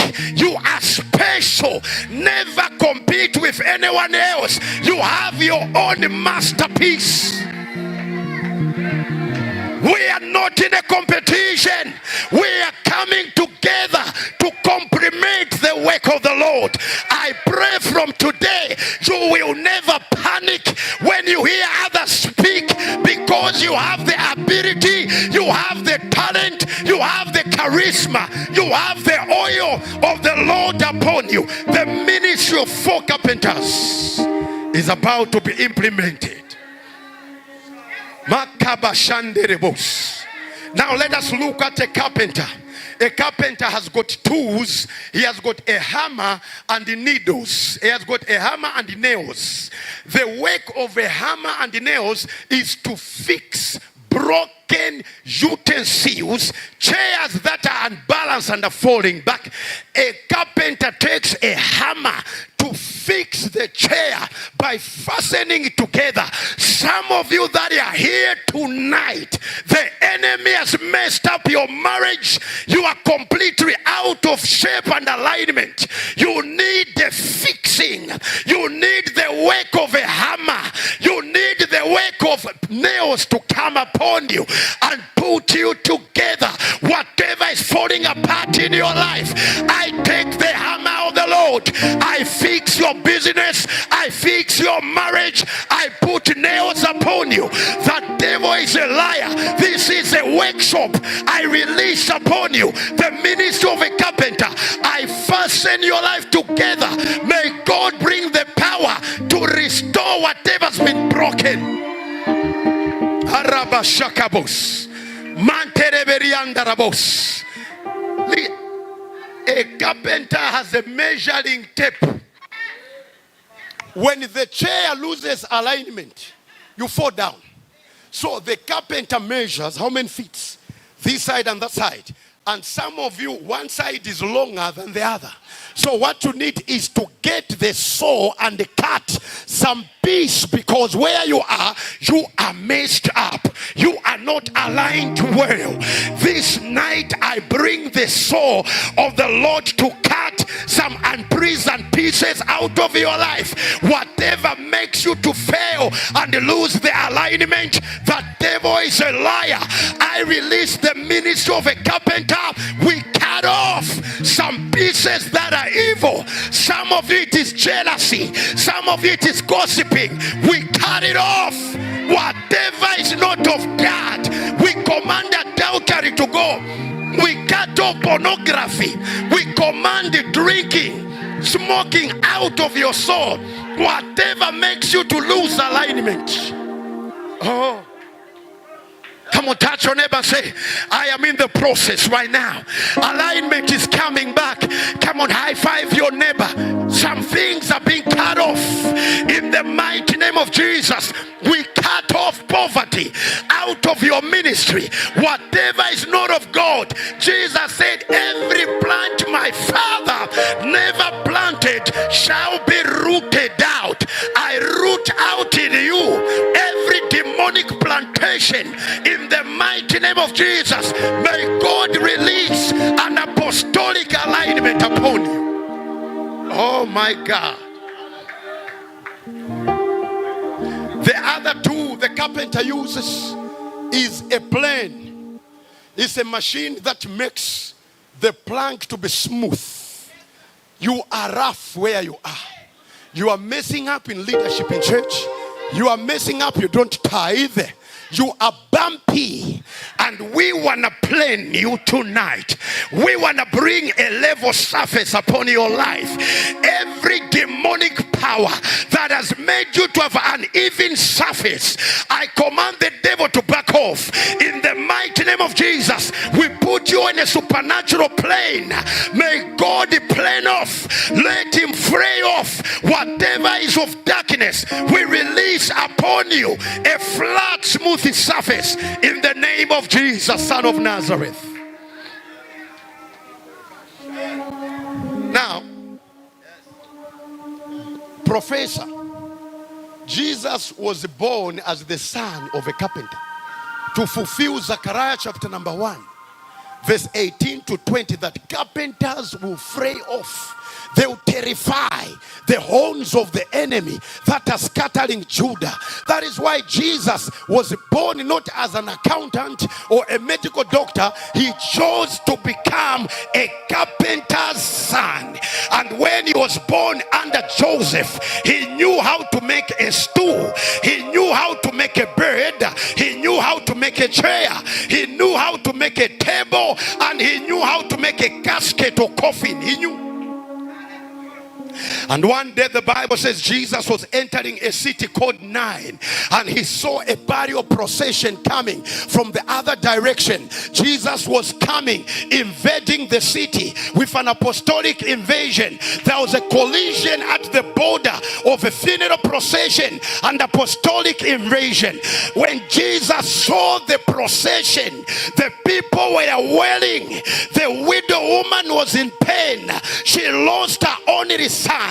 When Jesus looked at the coffin, he saw a sample of the work he made himself. He's not afraid of the coffin. And when he came closer, Jesus laid hands upon the bier. And when he touched the coffin, the Bible said the bearer stood still. They knew that the chief commander has come to stop the burial procession. We can no longer walk because the King of the universe has come with an apostolic invasion. I prophesy tonight, any burial procession that is carrying your ministry into the graveyard, any demonic undertaker, some of you that have put your ministry in a casket, they have put your children in a casket, they are carrying you to your burial site. I stand tonight with a gospel invasion. I stop the undertakers. I touch your coffin. May the undertaker stand still. Every demonic power that is carrying you to your burial site, in the name of Jesus, I command them to stop. In the name of the Lord, the burial procession is over. Hey, my God. Anyone carrying your ministry, they put it in a coffin. They are carrying gospel outreach to bury it. I stand in the way. Every funeral procession, they want to bury your career. They want to bury your marriage. They are carrying you in a casket. I stand in the way. I stop the burial procession. When Jesus touched the bier, the undertakers knew we can never walk an inch. In the mighty name of Jesus, tonight I command every burial procession of embarrassment, whatever is carrying you to your burial site, stop now. I say stop now. I command cancer to stop. I command hypertension to stop. Whatever is carrying you, whatever's buried your money in a casket, your millions are in a casket, I stop it. Oh my, I wish that people are in the house. Begin to declare, no more burial. I say your burial is over. Burial burial procession is over. I stand in my office as an apostle, and the burial procession in your family is over. In the name of Jesus, and the death contract, I cancel it now. And the death contract and the funeral procession carrying your marriage, carrying your ministry to the burial site, I declare tonight, stop. Now listen. When Jesus touched the coffin, the casket, he said, young man, rise up. And the Bible says he that was, not is, was. The language changes. The is cancelled. They put was, meaning it's past tense. He that was dead stood up. I pray tonight, may your business rise up. May your ministry rise up from any demonic casket. Whatever is in the box, it is time to rise up. Your marriage, may you sit up. In the mighty name of Jesus, she that was barren, may you receive your miracle. He that was sick, may God change your story. May your problems become the past. Oh my God. Now listen. The Bible says when the young man stood up and sat, he started talking. The question is, what do you say when you come from the dead? You were dead, your mouth was sealed with embalming chemicals. They put chemicals in your blood, in your veins to dry you. Maybe they even removed his intestines that he doesn't die. Because those days there was no mortuary. So he was embalmed. It was practically impossible for him to speak. But when the gospel, apostolic invasion, came at the place, any embalming chemical, it became a vitamin. Whatever was meant to kill the child, maybe they even sewed his mouth that he can never talk. He broke the cotton, and maybe they put even those things in the nose that he can never bleed anymore. I can see he coughed them out, and they came out. And when he sat up, he started speaking. May your business start to speak. May your ministry start to speak. Every voice the enemy has stolen from you, may God give you back your voice. Somebody shout and say yes. Some of you are quiet. Look what your neighbor say. You are so quiet for me. I need noise makers in the house. I am not dead. I am alive. When the boy came back to life, he started talking. I am talking now. I am the head and not the tail. I am above and not beneath. I am alive and not dead. I am a millionaire. I am on top. The power of the anointing.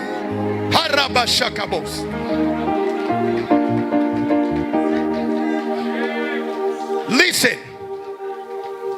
In the Hebrew culture, when you die, at the time of mourning you, they'll take all the property you left. Your car, your medals, your fiancé, your wife. As they are mourning, they show them, oh, but they have taken it theirs. So when the boy woke up, he saw his wife with another man. He said, you leave my wife. He saw another one driving his Ram and Chevrolet. He said, hey, get out of my car. He saw a farm title. Someone was wearing with a farm title. He said, uncle, that is my farm. That is my money. That is my medal. Begin to talk tonight. Whatever the devil has stolen, begin to call back. Whatever the enemy has taken, call back money. Call back promotion. This is my year. This is my $1 million. Give it back. This my wife. I get her back. Whatever the devil has hijacked, it is time, beloved, to come back in shape. Somebody shout.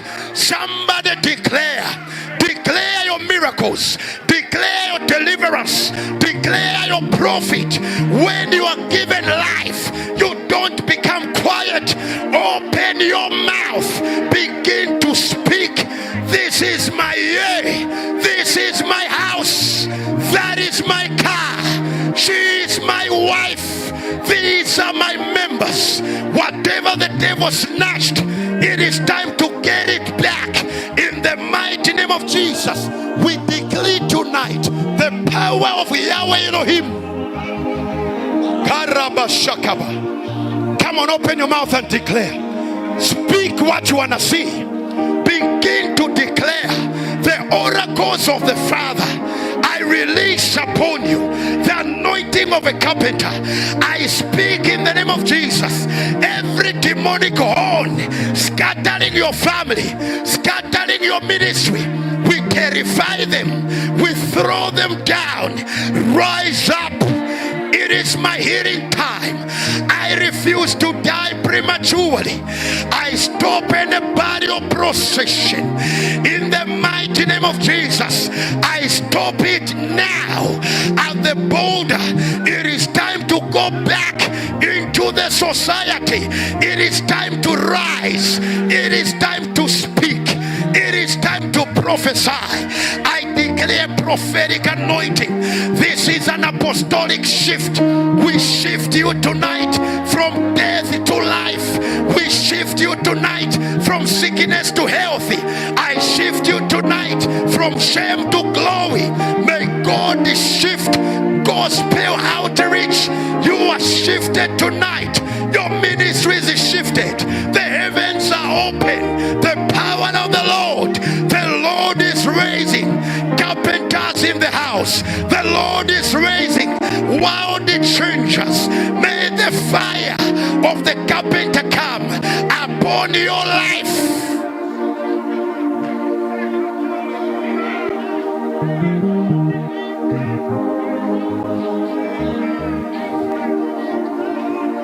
The power of God is coming down. Your sorrows are over tonight.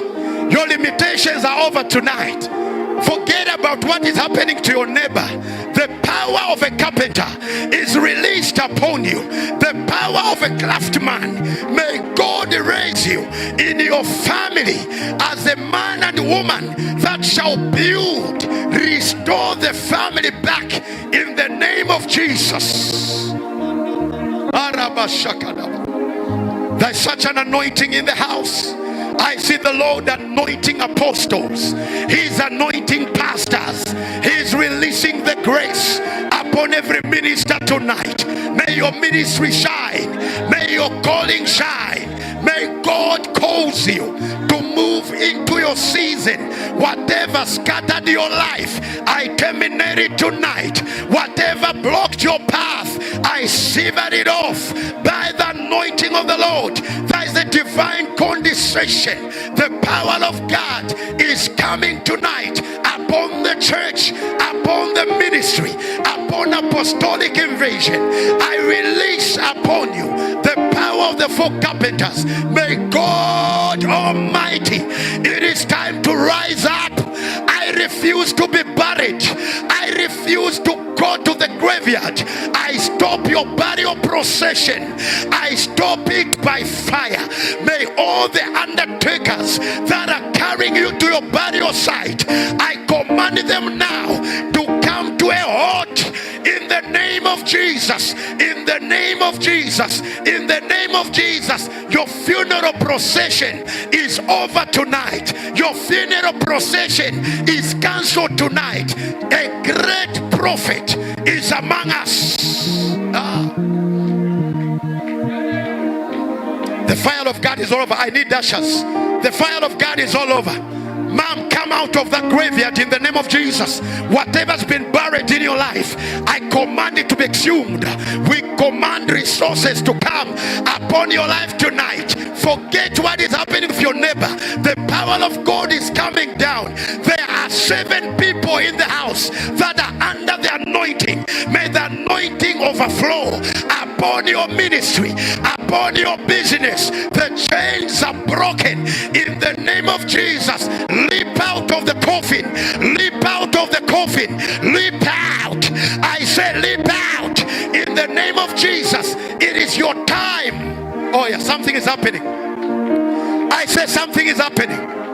The funeral procession is over. I announce in Seattle, Washington, your ministry is alive. Your family shall live. Every battle from your mother family, every battle from your father family, every death that killed your father can never consume you. I stand tonight to stop the burial procession.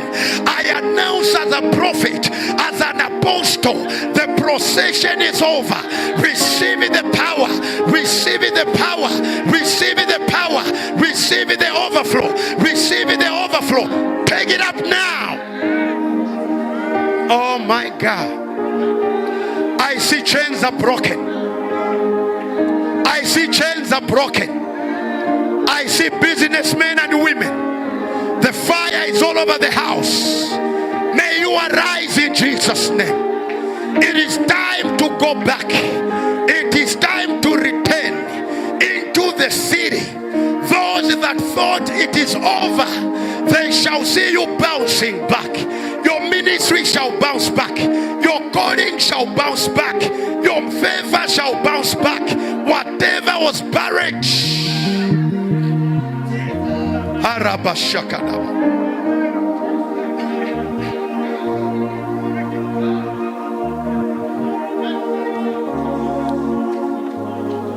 Now listen. The mother was widowed, meaning the husband died, and death followed the son. Some of you, the problems you're going through are hereditary.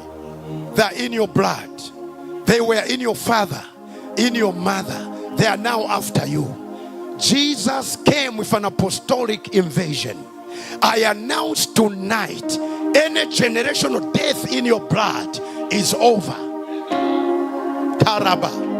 Something is happening right now. Whatever is flowing in your blood vessels that is causing you to go to the grave early, I command it to abort the mission in the mighty name of Jesus. You will never die. You are going back home as a living person. I declare your funeral is over. May God change your mourning into dancing. Karabashakadabos. Karabashakadabos. Karabashakadabos. Reketereberiandarabos. Now listen. All those that were not in the first service, lift up your hands. All those that were not in the morning service and you came in the afternoon service, would you please come and stand in a line right here? Each one of you. Dr. Ndegwa, would you bring us the envelopes? Stand here. This is a summit and a shift. The Lord has anointed me to release generational wealth upon God's children. Remember, the oil came on the craftsmen, and their ability and talent was enhanced by the Holy Ghost. Sometimes you need to follow an instruction for you to move into your season. Hallelujah. Such meetings are not like a church service. They are convocations. They are open windows from heaven. They are different from any ordinary service.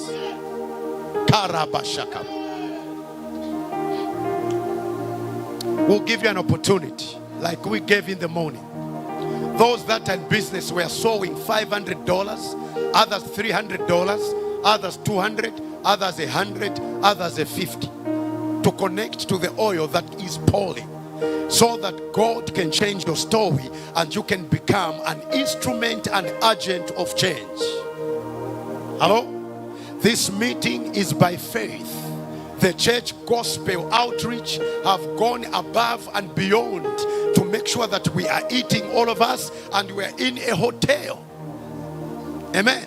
So in order to tap into the market grace, according to your level, you get an offering to plug in.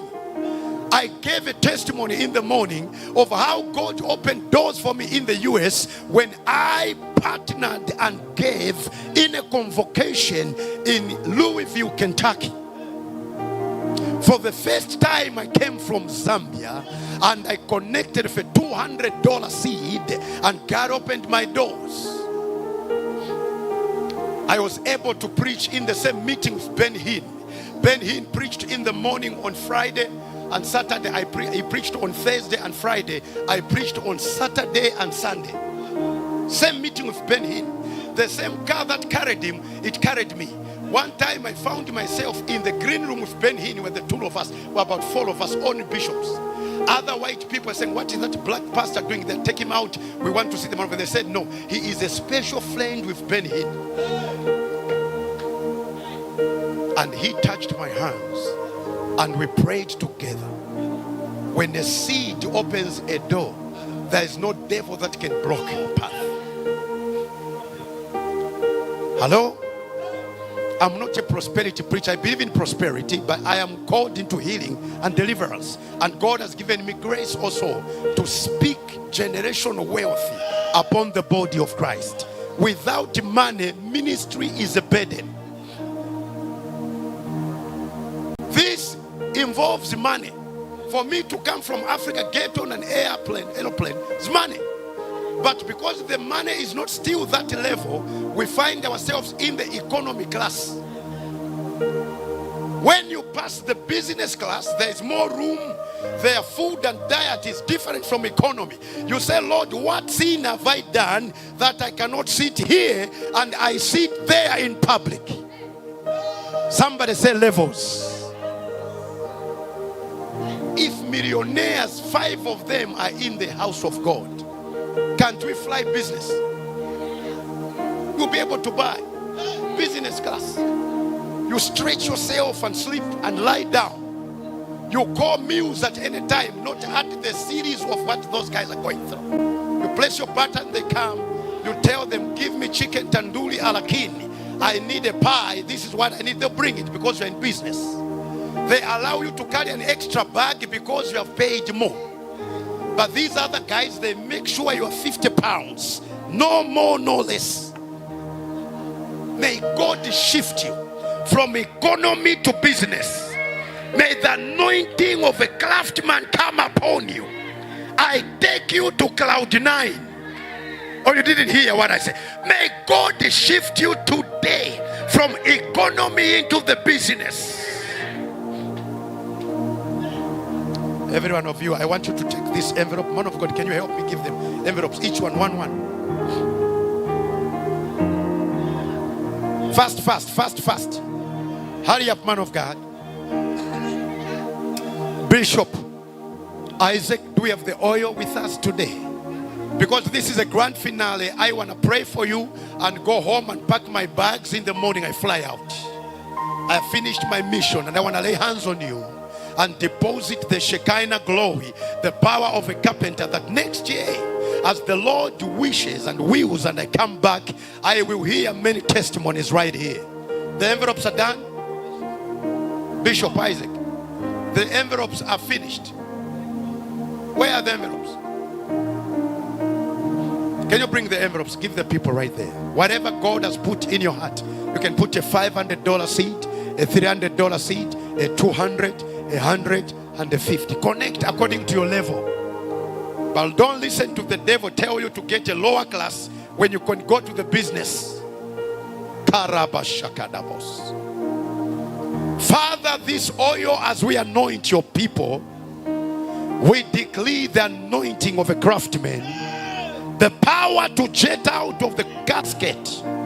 These your children, the burial procession is over tonight. I speak life. I speak power of speech, anointing to declare signs and wonders. Some of you, maybe you gave in the morning, you can give again. Sometimes ministries you give and give and give until you get your breakthrough. The Bible says give in the morning, give in the day, give in the evening. Sow your seed at all times because you don't know which one is going to bring a breakthrough. Kneel down. Woman of God, step forward. Is this your husband? Come forward. You are a bishop, man of God? You are a pastor. A bishop, I said a bishop, not a pastor. You are going to arise from a pastor to a bishop. The grace of God is upon you. This woman is carrying destiny in a womb. I deposit in your blood. I need ushers. Ushers, stand behind her. The power, the charisma, step out of the casket now. Take your miracle. Whatever blocked your ancestors can never block you. There is a warrior in you. I release the power of a carpenter in the mighty name of Jesus. Every devil is a liar.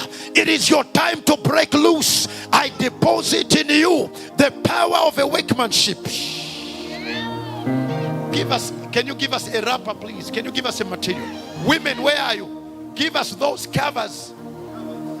Bring vitenge, I don't know how you call them in Swahili. Bring that quick. Something is happening upon this woman.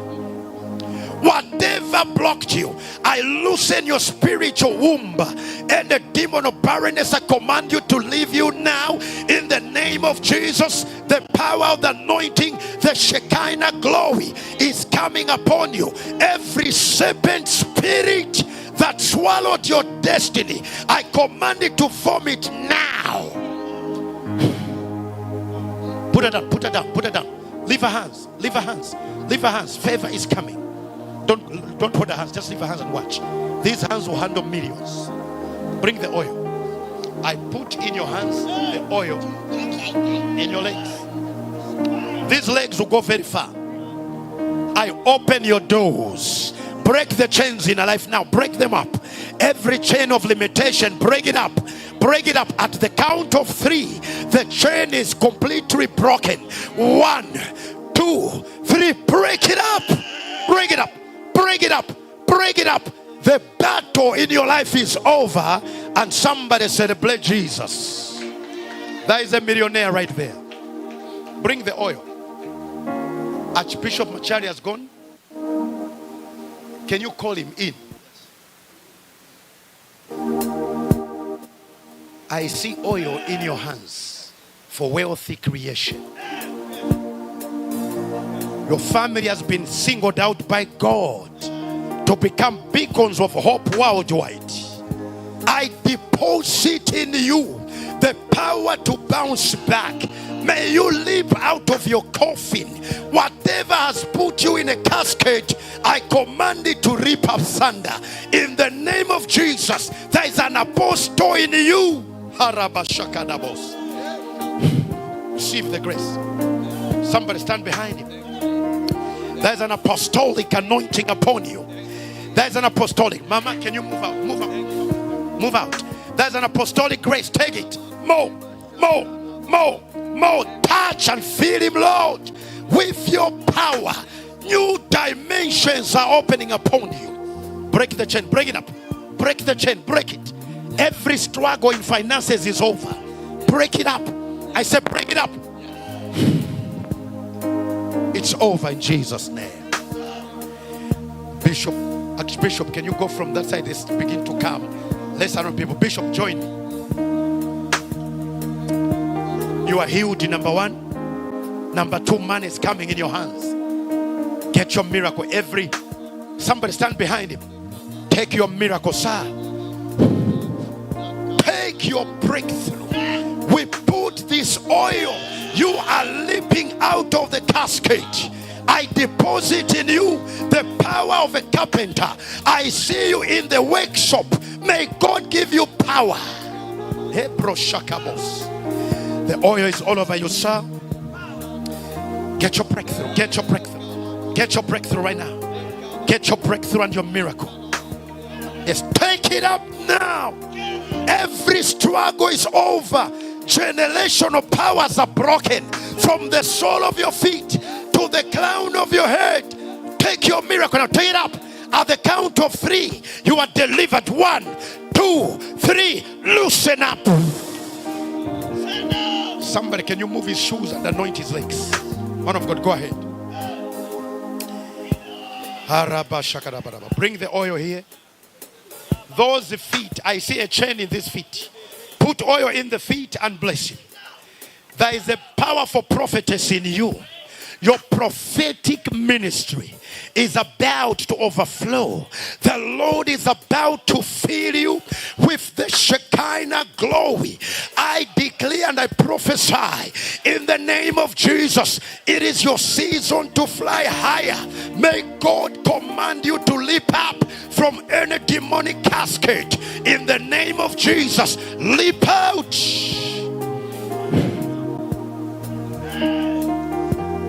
It is your season. Breakthrough. Breakthrough. When peace like a river attendeth, when sorrows like sea billows roll, whatever, my Lord, thou hast taught me to say, it is well with my soul. This is your song. Break right now. Something is breaking. Break the chain in the name of Jesus. You are leaping out of the casket in the name of Jesus. It is well with your soul. Leap out of the casket.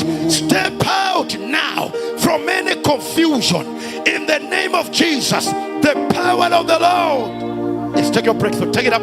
Take it up. Take it up. Take it up. At the count of 3, you are entering your season. Women, stand behind her. 1, 2, 3. Loose.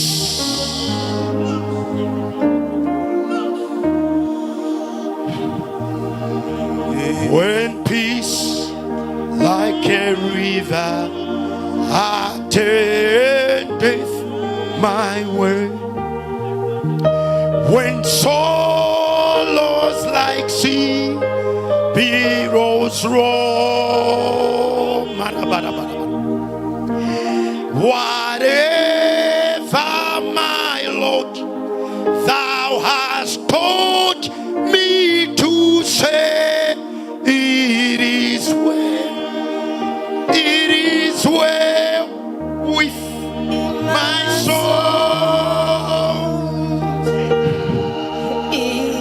I need men to stand behind him. Men. I need men ushers come behind him. With my soul.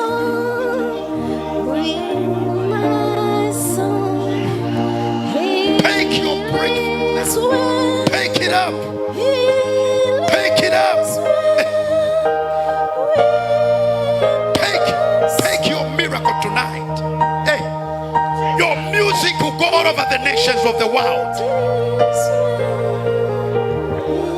Though Satan should buffet, though trials should come, let this. Sir, look at me. Look at me, sir. Look at me.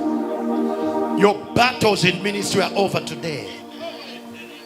The Lord is lifting you into your season of elevation.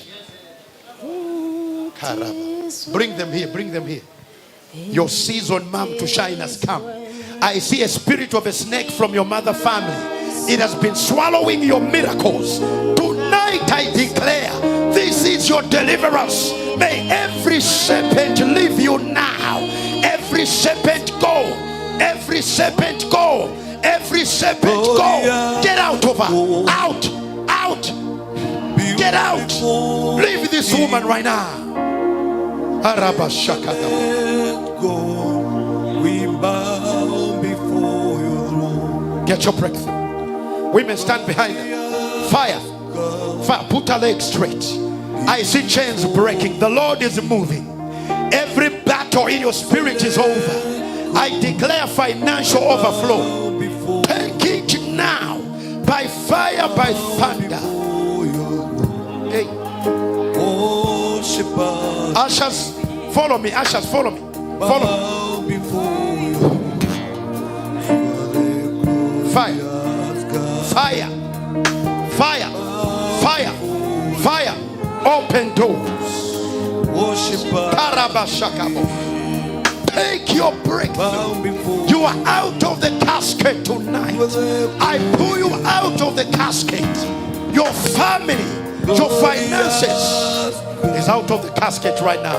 Beautiful King, excellent, we bow before you. Glorious God.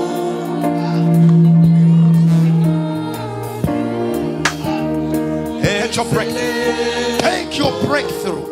Your battles are over tonight. Every demonic casket, I pull you out of the casket. I open your doors. Every demon taking you to the graveyard. Out. Step out of the casket. Step out of the casket. Step out of the casket. Take your breakthrough.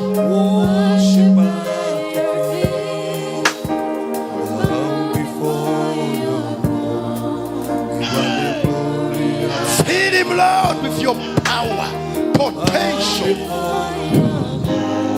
Feed him every power blocking your destiny. I command it to let go.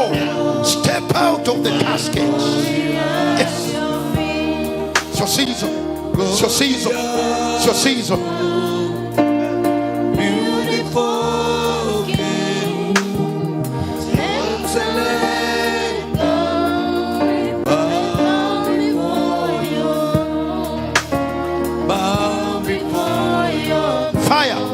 Fire for ministry. Fire for ministry.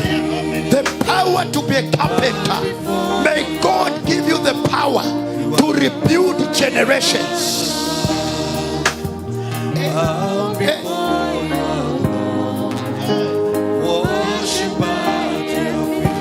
Jesus, I deposit impartation of a carpenter upon you. May God grant you power in your body. May you rise up and you do wonders in the kingdom of God. Jesus. It's your season now. Get your breakthrough. It's your season. It's your season. It's your season. Take your breakthrough. Take it up. Take your breakthrough. Take it up. Something is happening. Take it up. Your season has come. Every battle is over. Enter your season of rest. Promotion right now. Every power, break it. Break it up now. Break it up now. Break it up now. Break it up. Break it up. Break it up. Break it up. Break it up. Take. Open doors. I say open doors. Open doors. Open doors. Open doors.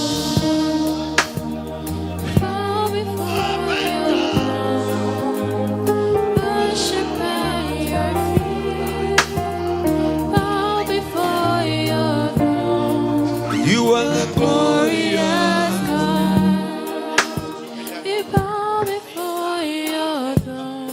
Can you bring your offering and put it in your basket? If you have given it via Zelle, put it right there.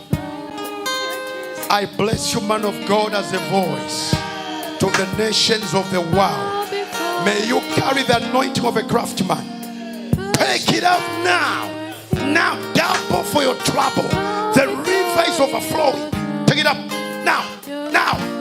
Break the chains. Break them. Every chain of struggle in your ministry is over. Every chain of struggle is over. Take it up. Take your breakthrough. Fire. More. Loosen up. I say stronghold breaking. Every stronghold in your legs. More of God's power. Lift him up.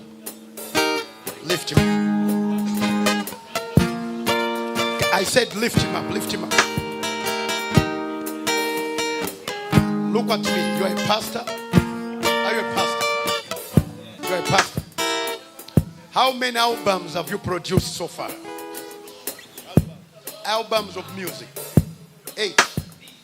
Okay. The Lord is lifting your platform in music. Your voice will carry healing and apostolic grace. You will be heard worldwide, and your songs will attract favor and breakthrough. Hold my hands. I deposit in you the power of a craftsman. Take the oil for international music grace. At the count of 3, it is yours. 1, 2, 3. Take it up. Oh my God. Lift him up. Look at me. This is what I see. Heavy equipment.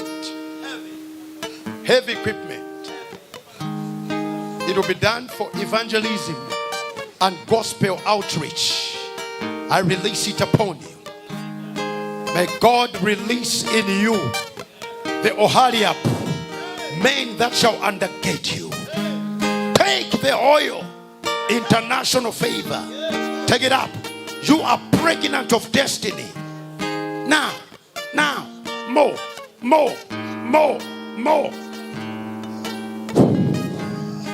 It's your season.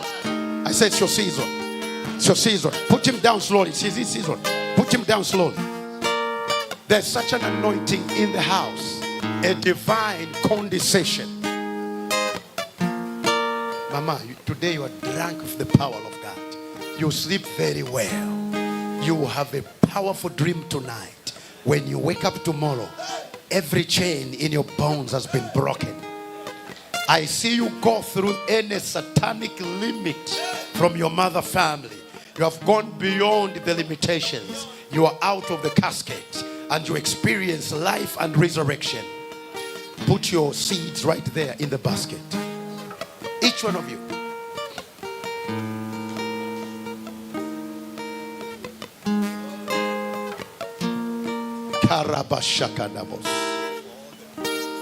All the pastors in gospel outreach, can you come and kneel down? All the pastors in gospel outreach, come forward. Where is the young brother to Apostle Kimani? Young brother to Apostle Kimani. God has given you a key for international influence and grace. God marked your family for signs and wonders. Apostle Kimani is walking in the apostolic grace, and worldwide he will take the gospel and you will do it with him. As you work on his team as an organizer and administrator, the Lord will give you more wisdom and favor. And this meeting will be a success. There are many battles, but it shall happen. Right now, what Apostle Kimani is doing, the enemy is fighting so hard. He's using some of the workforce among him that are not representing him very well. But I hear the Lord, you expose every viper. Because that ministry is ordained by God to take the gospel worldwide. And I'm happy that we preached on the same platform with him when he came to Zambia, and we hosted him as Mount Gerizim. I was in America and they called me, Apostle Kimani is coming. So through my pastors in Zambia, we held the meeting and it was a success. He's coming back in September for 2,000 pastors in our country. And I love the grace that is upon his ministry. And that grace is in you. Receive it more in the name of Jesus. It is yours. Now, all the pastors of gospel, leaders, elders, can you come and kneel down? All the elders, Yes, ma'am. Fire, fire, fire. I bless you tonight by the anointing of God. Fire, fire, fire. Take your breakthrough. Take it up. Take it up. Your battles are over today. I deposit the grace of God, the power of overflow. Take it. Take it. More. More. More. More. More. More. More. More. More. Deliverance has happened over your life. In Jesus' name. Hold on the music a bit. I want to speak to the leaders of gospel. Listen, leaders. You have been called by God to serve him under your pastor and your professor, your bishop. My prayer for all of you is serve him with commitment. Hello? Help him. He has got bigger visions and dreams. He needs a workforce of leaders that will not oppose what he has.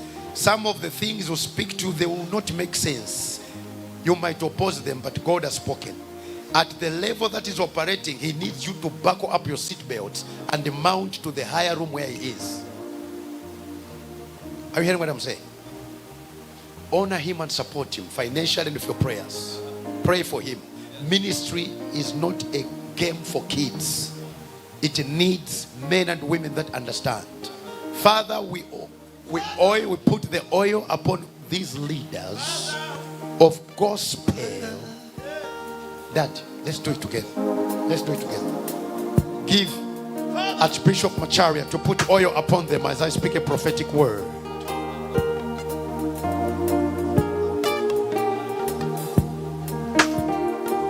I anoint you tonight.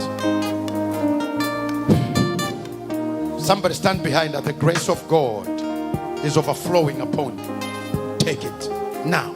Now. Now. Now. Take the power, the oil of the Lord upon you.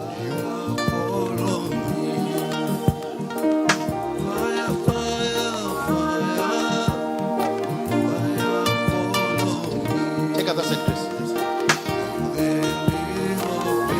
Mom, you are blessed.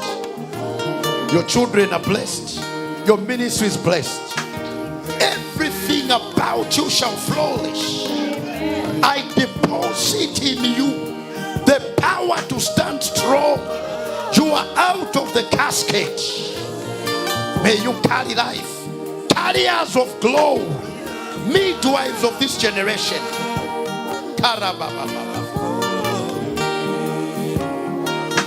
You are blessed. Get the oil. Get it. Get the oil in your life. Get the oil in your life. Ministry oil to save in gospel outreach through the covenant blood of Jesus. I declare the power of God upon you. The Lord bless gospel outreach in Jesus' name. Somebody shout amen.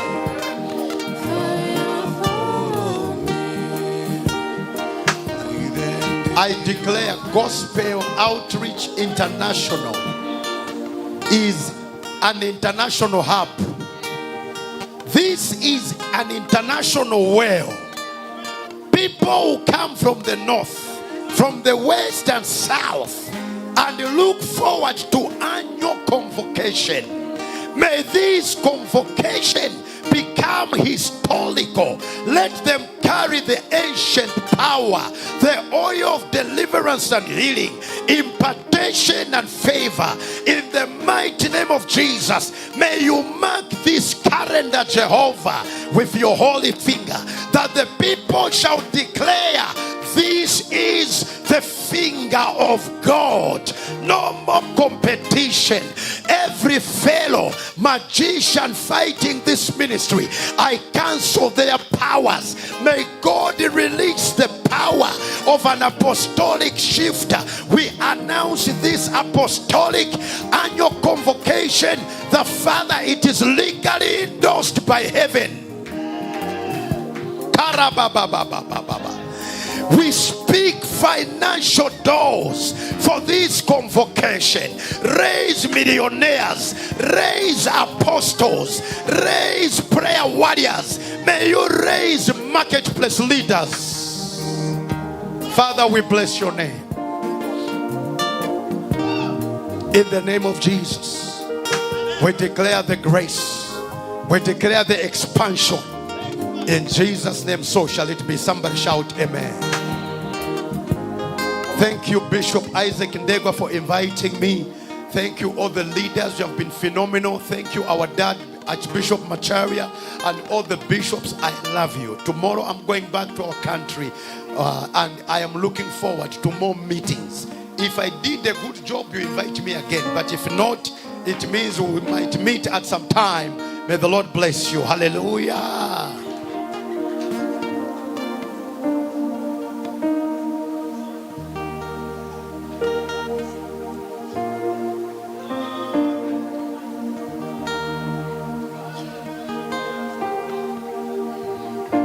Amen. Let us rise up. We want to pray for the man of God. It's important we do that. Let's rise up, all of us. Want to pray. Archbishop, Papa, come.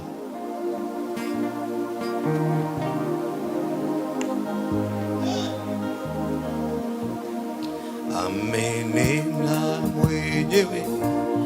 Hallelujah. Tutaishi tukitazama. Ni ujumbe wa Bwana. Hallelujah. Kwa maisha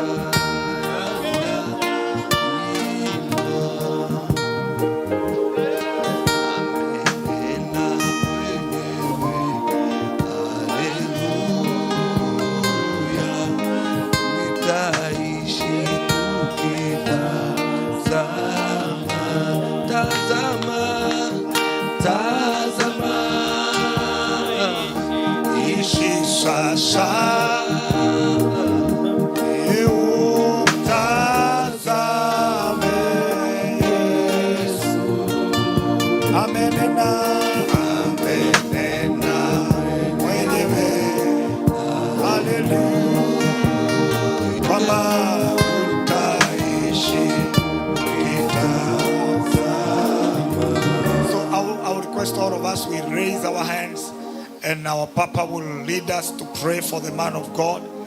And it is important to do this as we send him home in Jesus' name. So all the bishops, please be around. Amen. Just raise your hands towards God's servant. This is the vessel that God has used. And Lord, Father God, we know he has emptied himself to the last drop of the service and the impact you had put in his life. He has emptied himself and there is nothing he reserved. And Lord God, we pray that you may fill this vessel with more oil. Fill him afresh. Fill him afresh. Refresh his soul. Bless him and his family. Bless his ministry. Bless his life. Fill him once again. Let him see the goodness of the Lord in the days of his life of ministry. Father, I pray, protect him from all calamities. Protect him from all evil. In the name of Jesus. That any weapon fashioned against him, none of them shall prosper. And the glory of God shall be upon him. Arise and shine, for the glory of God is upon you to minister, to touch many lives. And let this vessel be a vessel in the hands of the Maker, that you may continue doing even as the Lord desires you to do. You have heard our prayer and you've answered our prayer. As he travels tomorrow, we pray for Johnny Moses. As he reaches home safely, give him a soft landing. In the name of Jesus. Father, we thank you for you've heard and answered our prayer. In Jesus' name have we prayed and believed. Somebody shout amen. Shout a big amen. You are blessed. God bless you. God bless.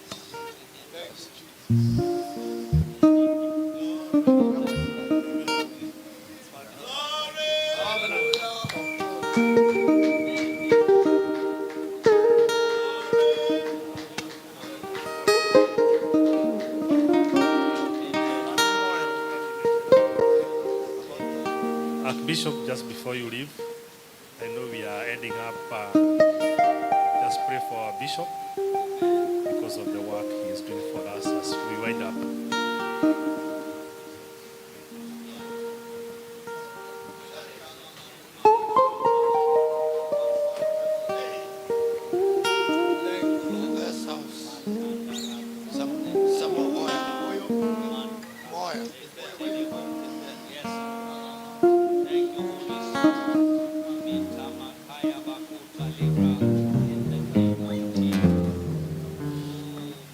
Nimeokoka na furahi, dhambi zangu zimetoka.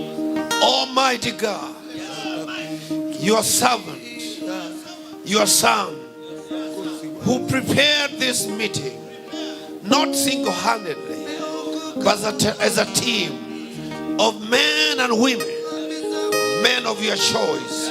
I pray in the name of Jesus, the labor they have installed and the work they have done, I pray that you bless the leader and the carrier of the vision in the name of Jesus.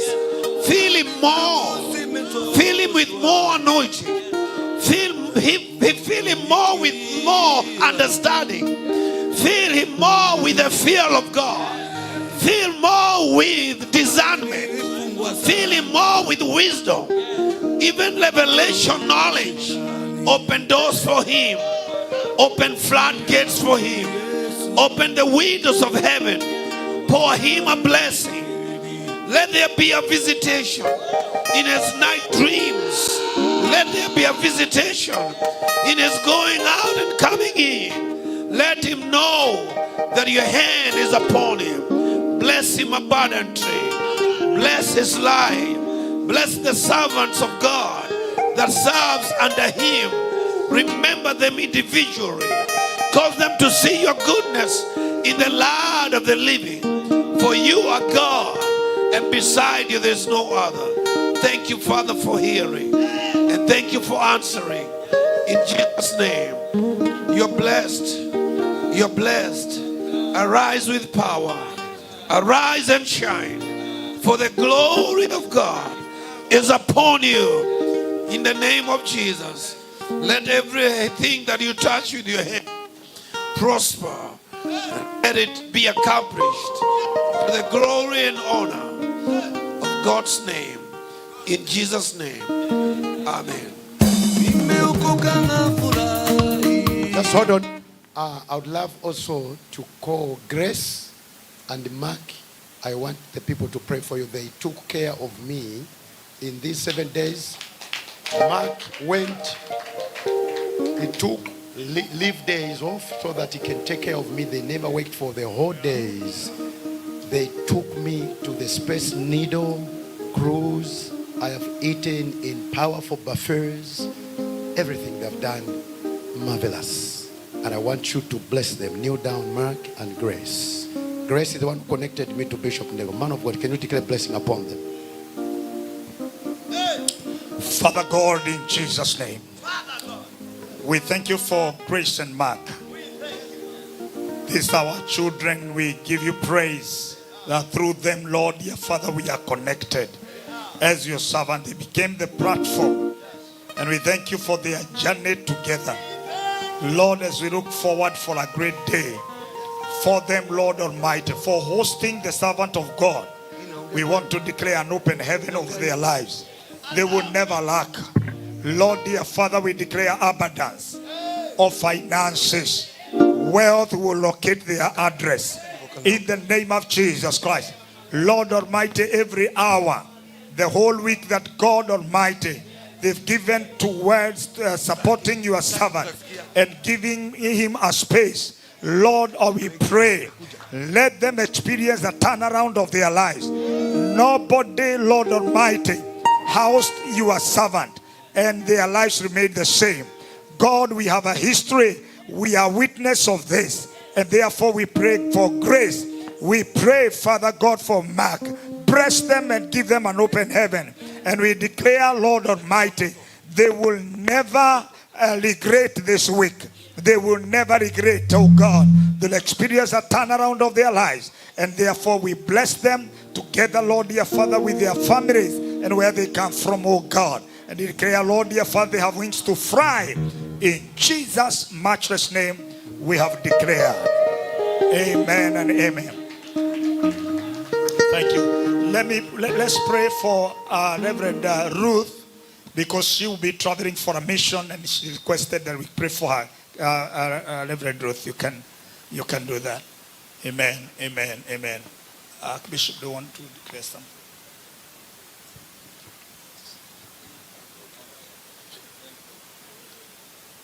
Let's touch her with oil.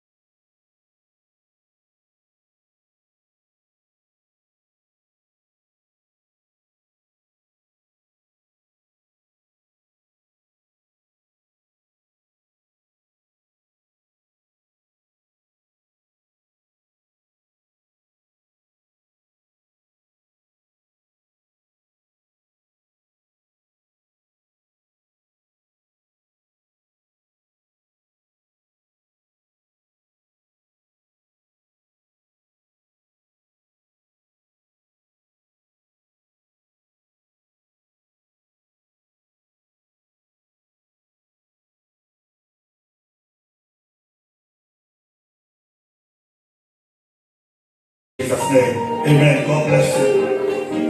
Just before the name of God leave, just silent a bit. I need Anne here. We cannot forget Anne. Wherever she is, where is Anne? I just saw her here. Just now. Anne, are you up there?